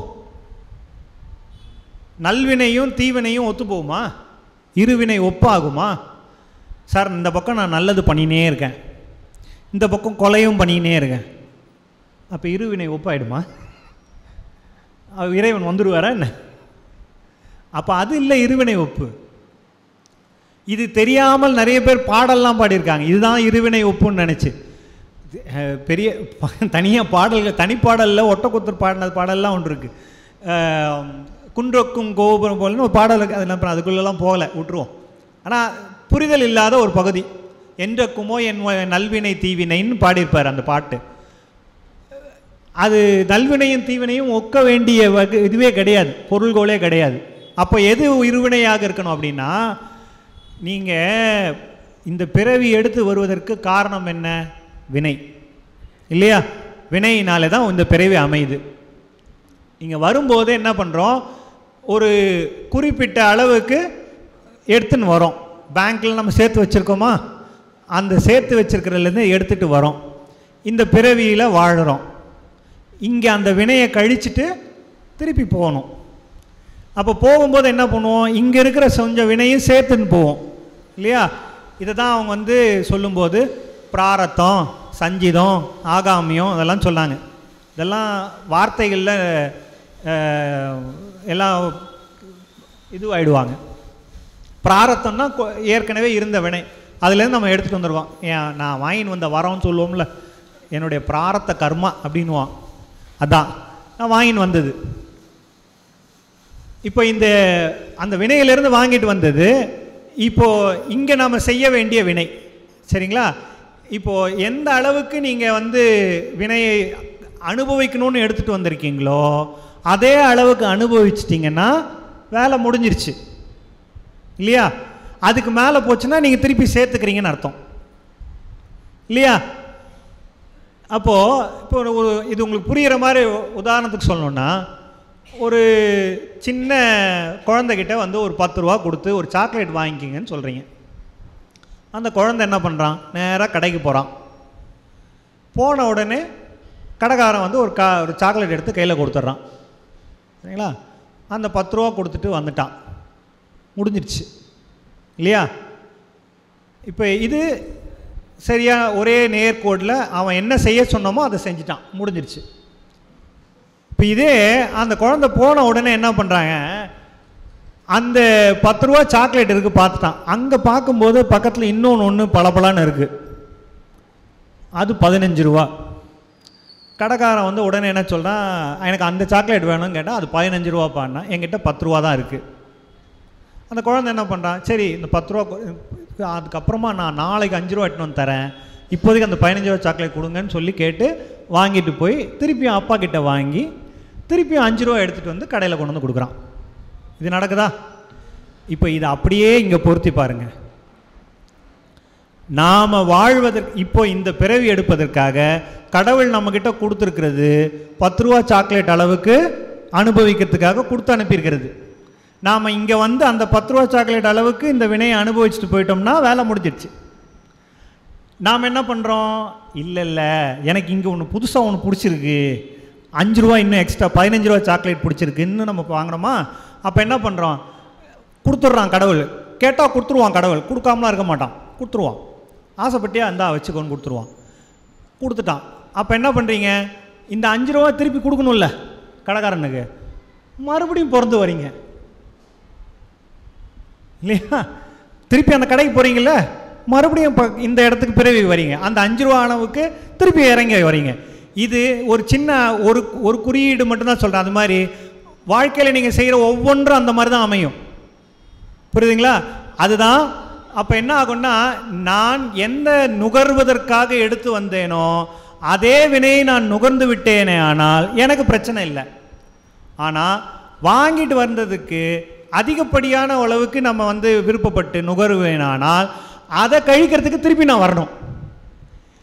இப்போது இதில் தான் வந்து இதுதான் கவனிக்க வேண்டிய பகுதி. என்னென்னா, நான் எதை வாங்குவதற்காக இங்கே வந்தேனோ அதை வாங்கிவிட்டு நான் செல்வேனே, ஆனால் என்ன ஆகுதுன்னா இருவினை ஒப்பாகிறது. நுகர்கின்ற வினையும் கொண்டு வந்த வினையும் ஒப்பாயிடுச்சுன்னா வேலை முடிஞ்சிருச்சு. அப்போ என்ன பண்ணுவான்னா, இறைவன் இவன் ஆசை இல்லை அவனுக்கு, இவன் எப்படி இருக்காருன்னா ஓடும் செம்பொன்னும் ஒக்கவே நோக்குவார், அதனால் இவருக்கு வீடு கொடுக்கலான்ட்டு ஆண்டவன் என்ன பண்ணுவான், அவர்கிட்ட இருக்கிற பிராரத்தை நம்ம பேங்க்கில் போட்டு வச்சுருக்கோம்ல, இதுனாலெல்லாம் சம்பாரித்து வச்சது, அதெல்லாம் அவர் அழிச்சிடுவார். இதை நாம் புரிஞ்சு செய்யணுன்றது தான் நம்மளுடைய வேலை. இப்படி இருவினை ஒக்குமே ஆனால் அவனுடைய சிந்தனை எப்படி இருக்கும்னா, எல்லாம் அவன் செயல், என் செயலாவது யாதொன்றும் இல்லை இனி தெய்வமே, உன் செயலே என்று உணரப் பெற்றேன். பட்னத்தார் பண்ணாரா? அப்போ என் செயல் எதுவும் இல்லை என்று நான் நினைக்கின்ற அந்த நிலையிலே இருவினை ஒக்குமே ஆனால் இந்த மும்மலம் பரிபாகமாகும், அவன் பக்குவம் அடைவான். அந்த பக்குவத்தில் இருக்கக்கூடிய ஆன்மாக்கள் என்ன பண்ணுவான்னா, இந்த ஆண்டவனை என் உள்ளே எழுப்ப செய்ய வேண்டும் என்று சொல்லி அவர்கள் பள்ளி அடிச்சு பாடுவார்கள். அதனால்தான் அந்த இடத்துல பாட்டார், பருவமது உடையவர் தமது உளம் எனவே பாரகம் விளங்கின அவர் குணகிரி மேல்னர். அந்த அந்த அற்புதமான குணத்தினுடைய உயர்ந்த குணமா இருக்கு, அதனால்தான் அது மலையினர். குணகிரி மேல் அருளொளி வீசி நின்று இலகு முன் பதம் போல் அருக்கனும் குணதிசை பொறுப்பெழுகின்றான். யாரு? அந்த முருகப்பெருமான் எழுந்து வருவாராம். எப்படி வருவாருன்னா, அருணைநாதர் சொன்னார் இல்லையா, உததி இடைகடவும் அரகத உலக கனகரத சதகோடி சூரியர்கள் உதயம் என அதிகவித கலபக மயிலின் மிசையுக முடிவின் அது இருளகல ஒரு சோதி வீசுவதும். சீர்பாத வகுப்பு என்ன பண்ணா, அது எப்படி வருவார்னா, உததி இடை கடவு மரகத வருண குண துரக உபலலித கனகரத சதகோடி சூரியர்கள். ஒரு சூரியன் வந்தா எவ்வளவு ஒளிச்சம் இருக்கு நமக்கு. இப்பவே வெயில் தாங்கல நமக்கு இல்லையா, ஒரு சூரியனுக்கே நமக்கு தாங்கல. ஆனா அந்த முருகப்பெருமான் வந்தாரான்னா சதகோடி சூரியர்கள் உதயம் என அதிக வித, அந்த 100 கோடி சூரியன் வந்தா அதுக்கும் மேல எப்படி இருக்குமோ ஒளி வெள்ளம், அந்த அளவுக்கு ஒளி வெள்ளம் இருக்குமா. யாரு? முருகப்பெருமான் எழுந்தருளினார். அப்படிப்பட்ட முருகப்பெருமானை உன் உள்ளே எழுந்தருள பண்ணுன்னு சொல்லி கொடுத்தது. அதுதான் இந்த திருப்பள்ளி எழுச்சி.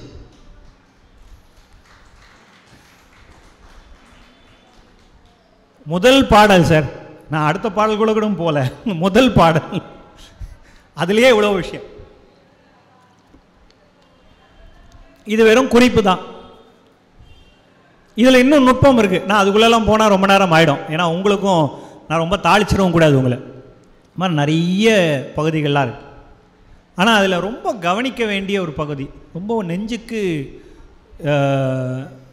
நெருக்கமாக இருக்கக்கூடிய பல பகுதிகள்லாம் உண்டு. இப்போ இதில் வந்து பார்த்திங்கன்னா ஒரு பாடலாக வரும்.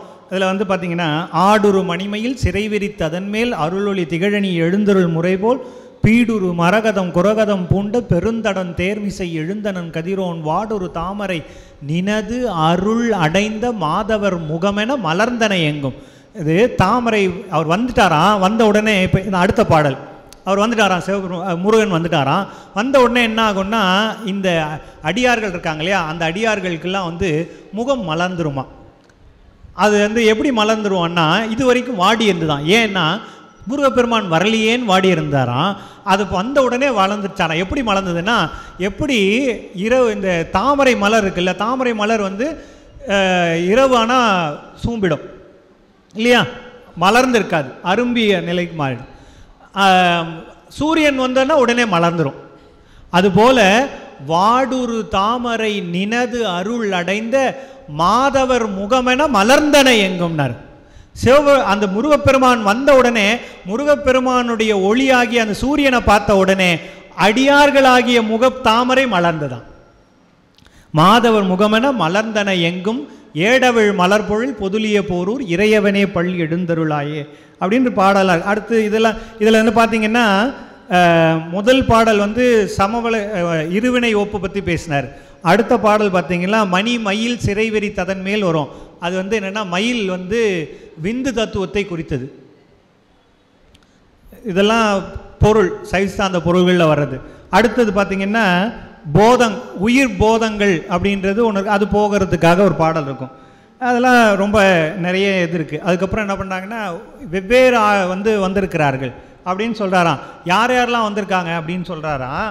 என்னென்ன, கிண்ணரர் கிம்புருடர்களோடு கருடர் கெந்தருவர்கள் சித்தர்கள் வித்தியாதரரும் மன்னிய முரசதி சிகரியின் வாய்தல் வந்தனர் ஐந்தெழில் வாத்தியம் துணித்தார் பொன்னிலமடவார் இந்நிலமடவார் புரிந்தனர் நாடகம் இருந்தகை மயில் போல் இன்னருள் பொழிமுகிலே திருப்போரூர் இறையவனே பள்ளி எழுந்தருளாயே.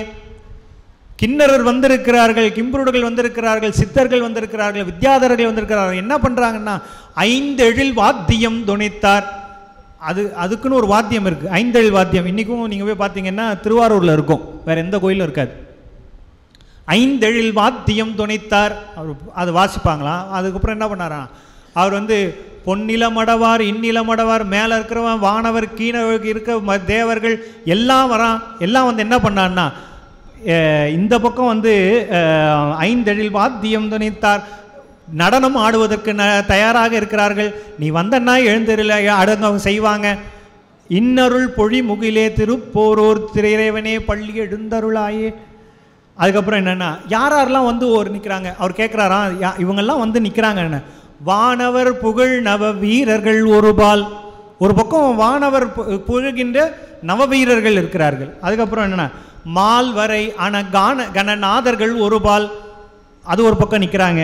அப்புறம் என் திசை பாலகர் ஒருபால், தீனமில் என் திசை பாலகர் ஒருபால், தேவர்கள் முனிவர்கள் பாதலர் ஒருபால், தானமது உதவிய கரங்கொடு பாரி சாதனன் மலர் மழை பொழிந்தனர் பணிந்தே. இவங்க எல்லாம் வந்து நிற்கிறாரு. எதுக்குப்பா அப்படின்னா, இவங்கெல்லாம் எல்லாம் வந்து நிற்கிறாங்க உங்ககிட்ட வந்து. நான் அது மட்டும் இல்லை, உனக்கு பரிசு பொருள்லாம் எடுத்துகிட்டு வந்திருக்காங்க. மறைமுடி உணர்ந்தவர் மறையவர் அடியார் வருபரி சாலகர் அரசர்கள் வணிகர்கள் எல்லாம் வந்து நிற்கிறான். நிறைதயவுடன் நினை புகழ்ந்து நின்று ஏத்தி நீளுரு தண்டென பணிந்து எழுகின்றார். கீழே விழுந்து வணங்கி நிற்கிறாயா, நீ எழுந்துருன்னு. அதுக்கப்புறம் அது மட்டும் இல்லை, விலையேறு நவமணி மாலைகள் கொணர்ந்தார், வெயில் விடு குளிசகை யூரங்கள் கொணர்ந்தார், அலகரு மணிசெறி மகுடங்கள் கொணர்ந்தார், ஆழி மதானிகள் நூபுரம் கொணர்ந்தார். 100 இடத்துலேருந்து வெவ்வேறு இடங்கள்லேருந்து மதானிகள்லாம் தான் எடுத்துகிட்டு வர்றார். எல்லாம் நவமணி மாலைகள்லாம் உனக்கு அலங்காரம் பண்ணி பார்ப்பதற்காக அவங்க எல்லாம் நிற்கிறாங்க. எல்லாம் கொண்டு வந்திருக்கிறா. என்னென்னா, நேத்திரம் நிறைந்துளம் வேண்டிய பெறவுற பணிந்தார், இளையரு பெருவரம் அருள் செய்ய போர் ஒரு இறையவனே பள்ளி எழுந்தருளாயே அப்படின்னு பாடினார். அதுக்கப்புறம் என்ன, அதுக்கு அடுத்து நிறைவு பாடலில் ஒரு என்ன, இப்போ அவர் என்னென்னா, அது ஒரு காட்சியை காமிக்கிறார். யாரெல்லாம் காத்துட்ருக்காருன்னா, முருகப்பெருமானை எழுப்புறதுக்கு நம்ம வீட்டில் இருக்கிற மாதிரி அங்கே ஒரு காட்சியை காமிக்கிறார். என்னென்னா, யார் தெரியுமாப்பா காத்துக்கிட்டு இருக்காரு? ஐங்கரம் கொடு தழுவுற நினை ஒரு கொம்பு ஆனை உள் மகிழ்ந்தது. விநாயக பெருமான் அங்கே வந்து நிற்கிறாரா. நின்று என்னன்னா, ஐங்கரம் கொடு தழுவுற நினை, உன்னை தழுவி கொள்வதற்காக விநாயக பெருமான் என்ன, ஒரு கொம்பு ஆனை உள் மகிழ்ந்தது வந்து நிற்கிறார்ப்பா. முக்கணம் பொறுப்பு உன் பங்கைய முக அணி கண்டு கண்களிப்ப பரிவொடு நினைந்தது பணிவரை உயிர்த்த. முருகப்பெருமானை பார்க்குவதற்காக சிவபெருமான் வந்து காத்துக்கிட்டு இருக்காராம். முக்கணம் பொறுப்பு உன் பங்கைய முக அணி, முக அழகு இருக்கே அதை பார்ப்பதற்காக, நீ எழுந்த உடனே பார்ப்பதற்காக, கொஞ்சுவதற்காக முருகப்பெருமானே கொஞ்சுவதற்காக சிவபெருமான் நின்றுட்டு இருக்காராம். பணிவரை பங்கைய முக அணி கண்டு கண் கழிப்ப பரிவொடு நினைந்தது பணிவரை உயிர்த்த. அடுத்தது, செங்கையல் விழி பசும் பிடி நினை மடிமேல் சேர்த்தருட்பால் தர திருவுளத்துணும். அப்பா அப்பா வந்துட்டாரு, அண்ணா வந்தாச்சு, என்ன அம்மா வந்து காத்துக்கிட்டு இருக்காராம். அப்பா நீ வந்து குழந்தை எழுந்துச்சுன்னா, ஐயோ அந்த குழந்தை வந்து பசிக்குமே, அந்த குழந்தைக்கு பசிக்குமே அப்படின்னு அதை எடுத்து அமைச்சு பால் தடுக்கணும்னு அம்மா காத்துக்கிட்டு இருக்காராம். செங்கையல் விழி பசும் பிடி நினை மடிமேல் சேர்த்து அருட்பால் தர திருவுளத்துணும் ஈண்டு எங்களை ஆண்டு கொண்டு அருளிய போரூர் இறையவனே பள்ளி எழுந்தருளாயே. என்ன அழகு! அந்த குடும்பமே காத்துக்கிட்டு இருக்கான் அந்த முருகப்பெருமானுக்கு. அவர் எழுந்துட்டார்னா அது வந்து அவ்வளோ பெரிய மகிழ்ச்சி எனக்கு அப்படின்னு அவர் நினச்சிக்கிட்டு இருக்காங்களாம். இப்படி அற்புதமான தமிழோடு இருக்கக்கூடிய அந்த பகுதி. இதில் ஒரு முக்கியமான ஒரு பகுதியை மட்டும் நான் நினைவு செய்து இந்த சொற்பொழிவு நிறைவு செய்கிறேன். ஏன்னா இது ரொம்ப முக்கியம். நீங்கள் நாள்தோறும் அதை பயன்படுத்துவதற்கு வாய்ப்பாக அமையும். இதில் 4வது பாடல்,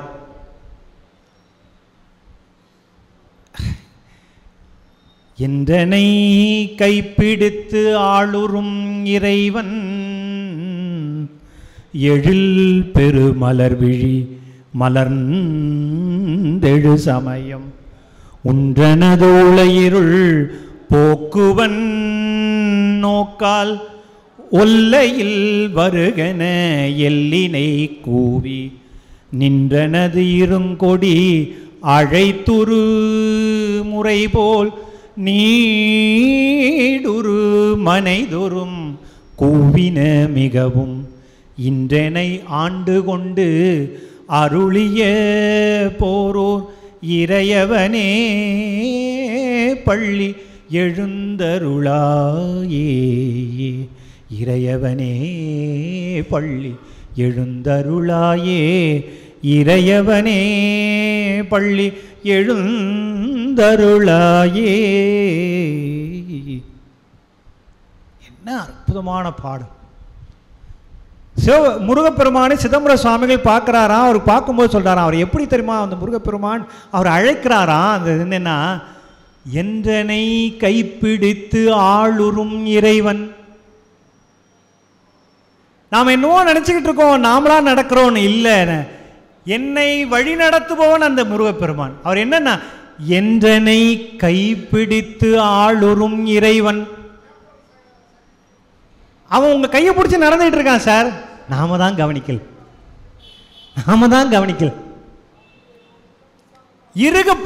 இறுக பிடித்து கொள்ள வேண்டும் இல்லையா? அவன் நடக்கிறதுக்கு தயாரா இருக்கான், நாம நடக்கல. என்றனை கைப்பிடித்து ஆளுறும் இறைவன் என்ன பண்ணானா, எழில் பெரு மலர் விழி மலர்ந்து எழு சமயம். அந்த முருகப்பெருமான் எழுந்துக்கிறதுக்கு நேரம் வந்துருச்சுப்பா. மலர் விழி வந்து விழித்தெழும் சமயம் என்ன பண்றானா, அது எழுந்தா என்ன ஆகும் தெரியுமா? அந்த பார்வைப்பட்டா என்ன ஆகும் தெரியுமா? உன்றனது உளையிருள் போக்குவன் நோக்கால். ஒரே ஒரு பார்வை போதும், என்ன ஆகும்னா உனக்கு உள்ள இருக்கக்கூடிய இருளாகிய அந்த ஆணவ மலம் நீங்கி போகும். உன்றனது உளையிருள் போக்குவன் நோக்கால். என்ன பண்ண, ஒல்லையில் வருகன வாபா வா கூப்பிடுறா சார். ஒல்லையில் வருகன எல்லினை கூவி. எங்கெங்கயோ நிக்கிறியே, இதை விட ஒரு மிகப்பெரிய சொத்து வேற எங்க இருக்க முடியும்? இங்க வாயா, அதோ அவன் விழிச்சு எழுக்கிற நேரம். அந்த ஒரு பார்வை பார்த்தால் உன்னுடைய உள்ள இருள் போக்குவான். உன்னுடைய உள்ளத்தினுள் இருக்கக்கூடிய அத்தனை இருளும் போய்விடுமே. போக்குவன் நோக்கால் ஒல்லையில் வருகன. சீக்கிரமாவா சீக்கிரமாவா. ஒல்லையில் வருகன எல்லினை கூவி. எது கூப்பிடுதான்? எப்படி தெரியும் யார் கூப்பிடுறாருன்னா, நின்றனது இருங்கொடி அழை துரு முறை போல். இந்த முருகப்பெருமானுடைய கொடி இருக்கே, அந்த கொடி இருக்கு, சேவல் கொடி, அது அழைக்குதான். காலையில் கோழி கொக்கரக்கோன்னு கூப்பிடுதில்ல, அது கூப்பிடும்போது அந்த கொடி இப்படி அசைதான். அசையும் போது சொல்லுதான், ஏ முருகப்பெருமான் எழுந்துட்டாயா, வா வா வா வா வா வான்னு அந்த கொடி அசைதான். ஒல்லையில் வருகன எல்லினை கூவி நின்றனது இருங்கொடி அழைத்துறும் முறை போல். அதுக்கப்புறம் என்னென்ன, நீடுரு மனைதொரும் கூவின மிகவும். வழிநெடுக எல்லா இடத்திலேயும் போய் அந்த சேவல் கொடியில் இருக்கக்கூடிய சேவல் என்ன பண்ணதான், ஐயோ இந்த கொக்கருத்த கோமான் ஆகிய பெருமான் இங்கே விழித்தெழ போயிருக்கிறான், வாங்க வாங்க. நீடுரும் மனைதொரும் கூவின மிகவும் கூப்பிட்டுட்டே இருக்கான். அப்படின்னா என்ன அர்த்தம்? அந்த காலத்தில் எல்லாம் சைவர்களாக இருந்திருக்காங்கன்னு அர்த்தம். ரொம்ப நேரமாக கூவிட்டு இருக்குன்னா அது இந்நேரத்துக்கு குழம்பாயிருக்கும் இந்த காலத்தில் இருந்துன்னா. அந்த காலத்தில் அப்படி இல்லையா? நீடுரு மனைதொரும் கூவின மிகவும் நின்றனது இருங்கொடி அழைத்துறும் முறை போல். நீடுரு மனைதொரும் கூவின மிகவும். என்ன பண்ண, இன்றனை ஆண்டு கொண்டு அருளிய போரோ இறையவனே பள்ளி எழுந்தருளாயே. எத்தனையோ காலமாக நாங்கள் என்ன நினைச்சிட்டு இருக்கோம், நானா தான் நடந்துகிட்டு இருக்கேன், நானா போய்கிட்டு இருக்கேன் நினைச்சுக்கிட்டு இருக்கேன். இல்லைன்னு என்றனை கைப்பிடித்து ஆளுறும் இறைவன். என்ன வார்த்தைகள் இதெல்லாம்! நல்லா நினைவு. நீங்க உங்களுடைய வாழ்க்கை நிறையிலே கூட நீங்க நிறைய பார்த்தீங்கன்னா, பல நேரங்களிலே நீங்களாக நினைத்து கொண்டு இருக்கலாம், இது ஏதோ நடந்துகிட்டு இருக்கு, எனக்கு எப்படி நடந்ததுன்னு தெரியல அப்படின்னு சில நேரங்களில் சொல்லியிருப்பீங்க. அது வேற யாரையா செய்கிறார்? இதோ இந்த முருகப்பெருமான் செய்கிறார். என்றனை கைப்பிடித்து ஆளுறும் இறைவன் வழிநடத்தி செல்கிறான் சார். அது என்ன? தனிமையில் கூட்டந்தன்னில் சரவண பவனார் காக்க பாம்பன் சுவாமிகள் பாடினார்ல சண்முக கவசத்தில். இனமென தொண்டரோடும் எனக்கிடும் செட்டி காக்க தனிமையில் கூட்டந்தன்னில் சரவண பவனார் காக்க. நீ தனிமையில் இருக்கியா இல்லை கூட்டத்தில் இருந்தியா, எங்க இருந்தாலும் உன்னை காப்பாற்றுறதுக்கு அவன் வருவான். சும்மா இல்ல. தனித்து வழி நடக்கும் எனது இடத்தும் ஒரு வலத்தும் இரு புறத்தும் ஒரு கடுத்திரவு பகத் துணையதாகும். எது? அவன் வச்சிருக்க வேல். சும்மா சாதாரணமா இல்லையே, அவன் பார்த்து கூட்டு போறான் சார் நம்மளை. தனித்து வழி நடக்கும். நீ தனியா போறன்னு நினைச்சிட்டீங்க? இல்ல இல்ல, நீ காட்டுல நடந்தாலும் சரி எங்க போனாலும் தனித்து வழி நடக்கும் எனது இடத்தும் ஒரு வலத்தும் இரு புறத்தும் வரும் கடுத்து இரவு பகல் துணையா இருப்பான். இரவு பகல் பார்க்காம துணையா இருக்க கூடாது முருகப்பெருமான். என்றனை கைப்பிடித்து ஆளுறும் இறைவன். இது இல்லவா நம்ம தினமும் சொல்ல வேண்டிய பாடல்? இதை விட்டுட்டு நம்ம என்ன பண்ணிட்டு இருக்கோம்? வேற எதையோ சிந்திச்சுக்கிட்டு இருக்கோம். இப்போ தயவு செய்து உங்ககிட்ட நான் மன்றாடி கேட்டுக்கொள்வது என்னன்னா, தினந்தோறும் நாள்தோறும் நீங்கள் காலையிலே எழுந்த உடனே இந்த ஒரு பாடல் 10 பாடல் மனப்பாடம் பண்ணி பாராயணம் பண்ணிங்கன்னா மிகச்சிறப்பு. அதில் எந்த இறைவன் திருவருள் என்னுடைய சின்ன வயதிலிருந்து என்னுடைய தந்தையார் அதை பழக்கி இருக்கிறார். அதனால தான் அதை முழுமையாக சொல்ல முடியுது.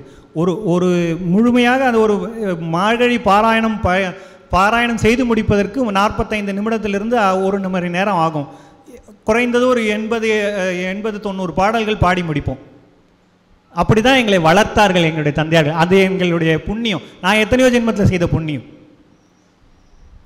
அப்படி வளர்க்க வேண்டும் என்பதுதான் அடியார்கள் கிட்ட நம்ம கேட்கக்கூடிய விண்ணப்பம். இருந்தாலும் அதை விட முக்கியமான என்ன, குறைந்தபட்சம் இந்த ஒரு பாடலையாவது, தயவு செய்து இந்த ஒரு பாடலையாவது நாள்தோறும் நீங்கள் மனமுருக இந்த முருகப்பெருமான் முன்னாலே நீங்கள் இருந்து சொல்வீர்களே, ஆனால் அவன் உங்களை கூட்டிட்டு போவான் சார் எங்க வேணாலும். எந்த ஒரு தடை இருந்தாலும் நல்லா ஞாபகம் வச்சுக்கோங்க, எந்த ஒரு தடையாக இருந்தாலும் அதை தகர்த்தெறியக்கூடிய வகையிலே அந்த முருகப்பெருமான் உங்களை அழைத்து சொல்வான். எப்படின்னா, இந்த பாடலை நீங்க மனப்பாடமாக சொல்லும் பொழுது கூடவே நிற்பான். அனுபவத்திலே சொல்லுகிறோம், சும்மா விளையாட்டா சொல்லலை. என்னுடைய தந்தையாரும் சரி சிறியனும் சரி பல அலுவலக ரீதியாகவும் மற்ற இறைப்பணி சார்ந்த நிலையிலே வெளிநாடுகளுக்கு செல்லும் போதும் சரி மற்ற இடங்களிலே செல்லும் போதும் எங்களுக்கு இயல்பாக அது சில நிகழ்வுகள் நடக்கும். தானா துணைகள் அமையும். நாங்கள் எதிர்பாராத வகையிலே எங்களுக்கு ஒரு உதவி அமையும். நாங்கள் அப்போ நினைக்கக்கூடிய ஒரே பாடல் இதுதான். என்றனை கைப்பிடித்து ஆளுறும் இறைவன் என்னை கைப்பிடித்து அழைத்து போகிறான். நான் ஏன் பயப்படணும்? நாமாக்கும் குடியெல்லோம் நமனை அஞ்சோம். எதுக்கு என்ன? என்றனை கைப்பிடித்து ஆளுறும் இறைவன் அவன் இருக்கான். அவன் என்ன பார்த்துப்பான். அந்த திடமும் அந்த உறுதியும் நமக்கு இருக்குமே ஆனால் இந்த இறைவன் முருகப்பெருமான் ஓடோடி நின்று நமக்கு அருள் பாலிப்பான். எந்தவித குறையும் இல்லாமல் இறைவன் திருவருள் நமக்கு சிறந்த முறையிலே அமையும் என்பதனாலே தான் அந்த பாடலை ஒவ்வொரு தரையும் சிதம்பர சுவாமிகளை நினைத்து நினைத்து நாம் செய்ய வேண்டிய அந்த பகுதி. அவ்வளவு அற்புதமாக பாடக்கூடிய இப்படி பாடல்களை எல்லாம் நமக்கு வணங்கியவர் யாருன்னா இந்த திருப்போரூர் சிதம்பர சுவாமிகள். அந்த சிதம்பர சுவாமிகள் இன்றைக்கு நீங்கள் சொன்னது போல அவர்களுடைய அந்த கோயிலுக்கு பக்கத்தில் அவர்களுக்கு ஒரு இது வச்சுருந்தார், ஒரு மடம் வச்சுருந்தார். அந்த மடத்துக்குள்ளே தான் அவர் இருந்தார். அங்கே ஒரு பூஜை அறை அமைத்து அந்த இதுக்கு பக்கத்தில் அவர்கள் ஒடுக்க அறைன்னு ஒன்று வச்சுருப்பாங்க. அங்கே தியானம் செய்வார். அந்த தியானம் செய்து அங்கேருந்து நேரடியாக இந்த கோயிலுக்கு வருவதற்கு சுரங்கப்பாதை உண்டு. அவர்கள் அன்னைக்கு நிறைவடைகின்ற நாள் அன்றைக்கு, ஒடுக்கத்தினுடைய நாள் அன்னைக்கு அவர் வழிபாடு செய்து கொண்டிருந்தார். அந்த இடத்துல நின்று அங்கே அவர்கள் நடந்து சென்று அந்த சமாதி அறையிலே அவர் வழக்கமாக உட்காந்து பண்ணுற அறையில் அவர் அங்கே உட்காந்துட்டு இருக்கார். அதே நேரத்தில் கோயில் அது இந்த மடத்திலிருந்து அந்த கோயில் கிட்டத்தட்ட 1 கிலோமீட்டர் இருக்குங்க. கண்ணகப்பட்டுன்னு இடம். அதே நேரத்திலே அந்த கோயிலிலே அர்ச்சகர் சொல்கிறாரு, என்ன சாமி வந்து நடந்து போகிறாரு, பார்க்குறாங்க, அர்ச்சகர் பார்க்குறாரு, சாமி நிற்கிறாங்க, சாமி நடந்து வர்றார். நடந்து வந்தவர் எங்கே சாமி வர்றாருன்னு பார்த்துக்கிட்டே இருக்காங்க. அவர் அப்படியே நேராக சென்று அந்த திருப்போரூர் முருகனுடைய உருவத்திலே கலந்து விட்டார். இந்த காலத்தில் அவருடைய இங்கே வந்து மடத்தில் பார்த்தீங்கன்னா மடத்தில் அங்கே உருவம் இருக்குது, ஆனால் அந்த உருவம் அங்கே போய் சேர்ந்தது. இப்படி அற்புதங்களை நிகழ்த்தக்கூடிய ஒரு மிகப்பெரிய பெருமகனார் நம்முடைய சிதம்பர சுவாமிகள். அவ்வளவு இன்றைக்கும் இன்னைக்கு அந்த கோயில் எவ்வளவு மிகப்பெரிய அளவில் விளங்கி இருக்கின்றதுன்னு நமக்கு தெரியும். வாய்ப்பு இருக்கிறவர்கள் அங்கே சென்று வழிபாடு செய்யலாம். அவர் கிட்டத்தட்ட மாணிக்க வாசகர் போலவே அவர்கள் அங்கே கலந்திருக்கிறார்கள் என்கின்ற வகையிலே அந்த பெருமானுக்கு, இவ்வளவு அற்புதமான முருகப்பெருமானுக்கு இவ்வளவு சிறந்த முறையிலே அந்த பள்ளி எழுச்சியை வழங்கிய அந்த பெருமானுக்கு நாம் வணக்கத்தையும் நன்றியும் துதியாக சொல்லவில்லையானால் நம்மளுடைய வாழ்வு ஈடேறாது. ஆக அவர்களுக்குரிய அந்த வழிபாட்டை செய்து மாணிக்க வாசகர் போல் மின்னொளியாய் ஆவர் முனே ஆணி பொன் போரூரன் ஆறுமுகன் தாழ்நிழலில் ஒன்றி உயர்ந்த சிதம்பர தேவே நீ அன்றி எனக்கு ஆர்ப்புகழ், நீ அன்றி எனக்கு ஆர்ப்புகழ்.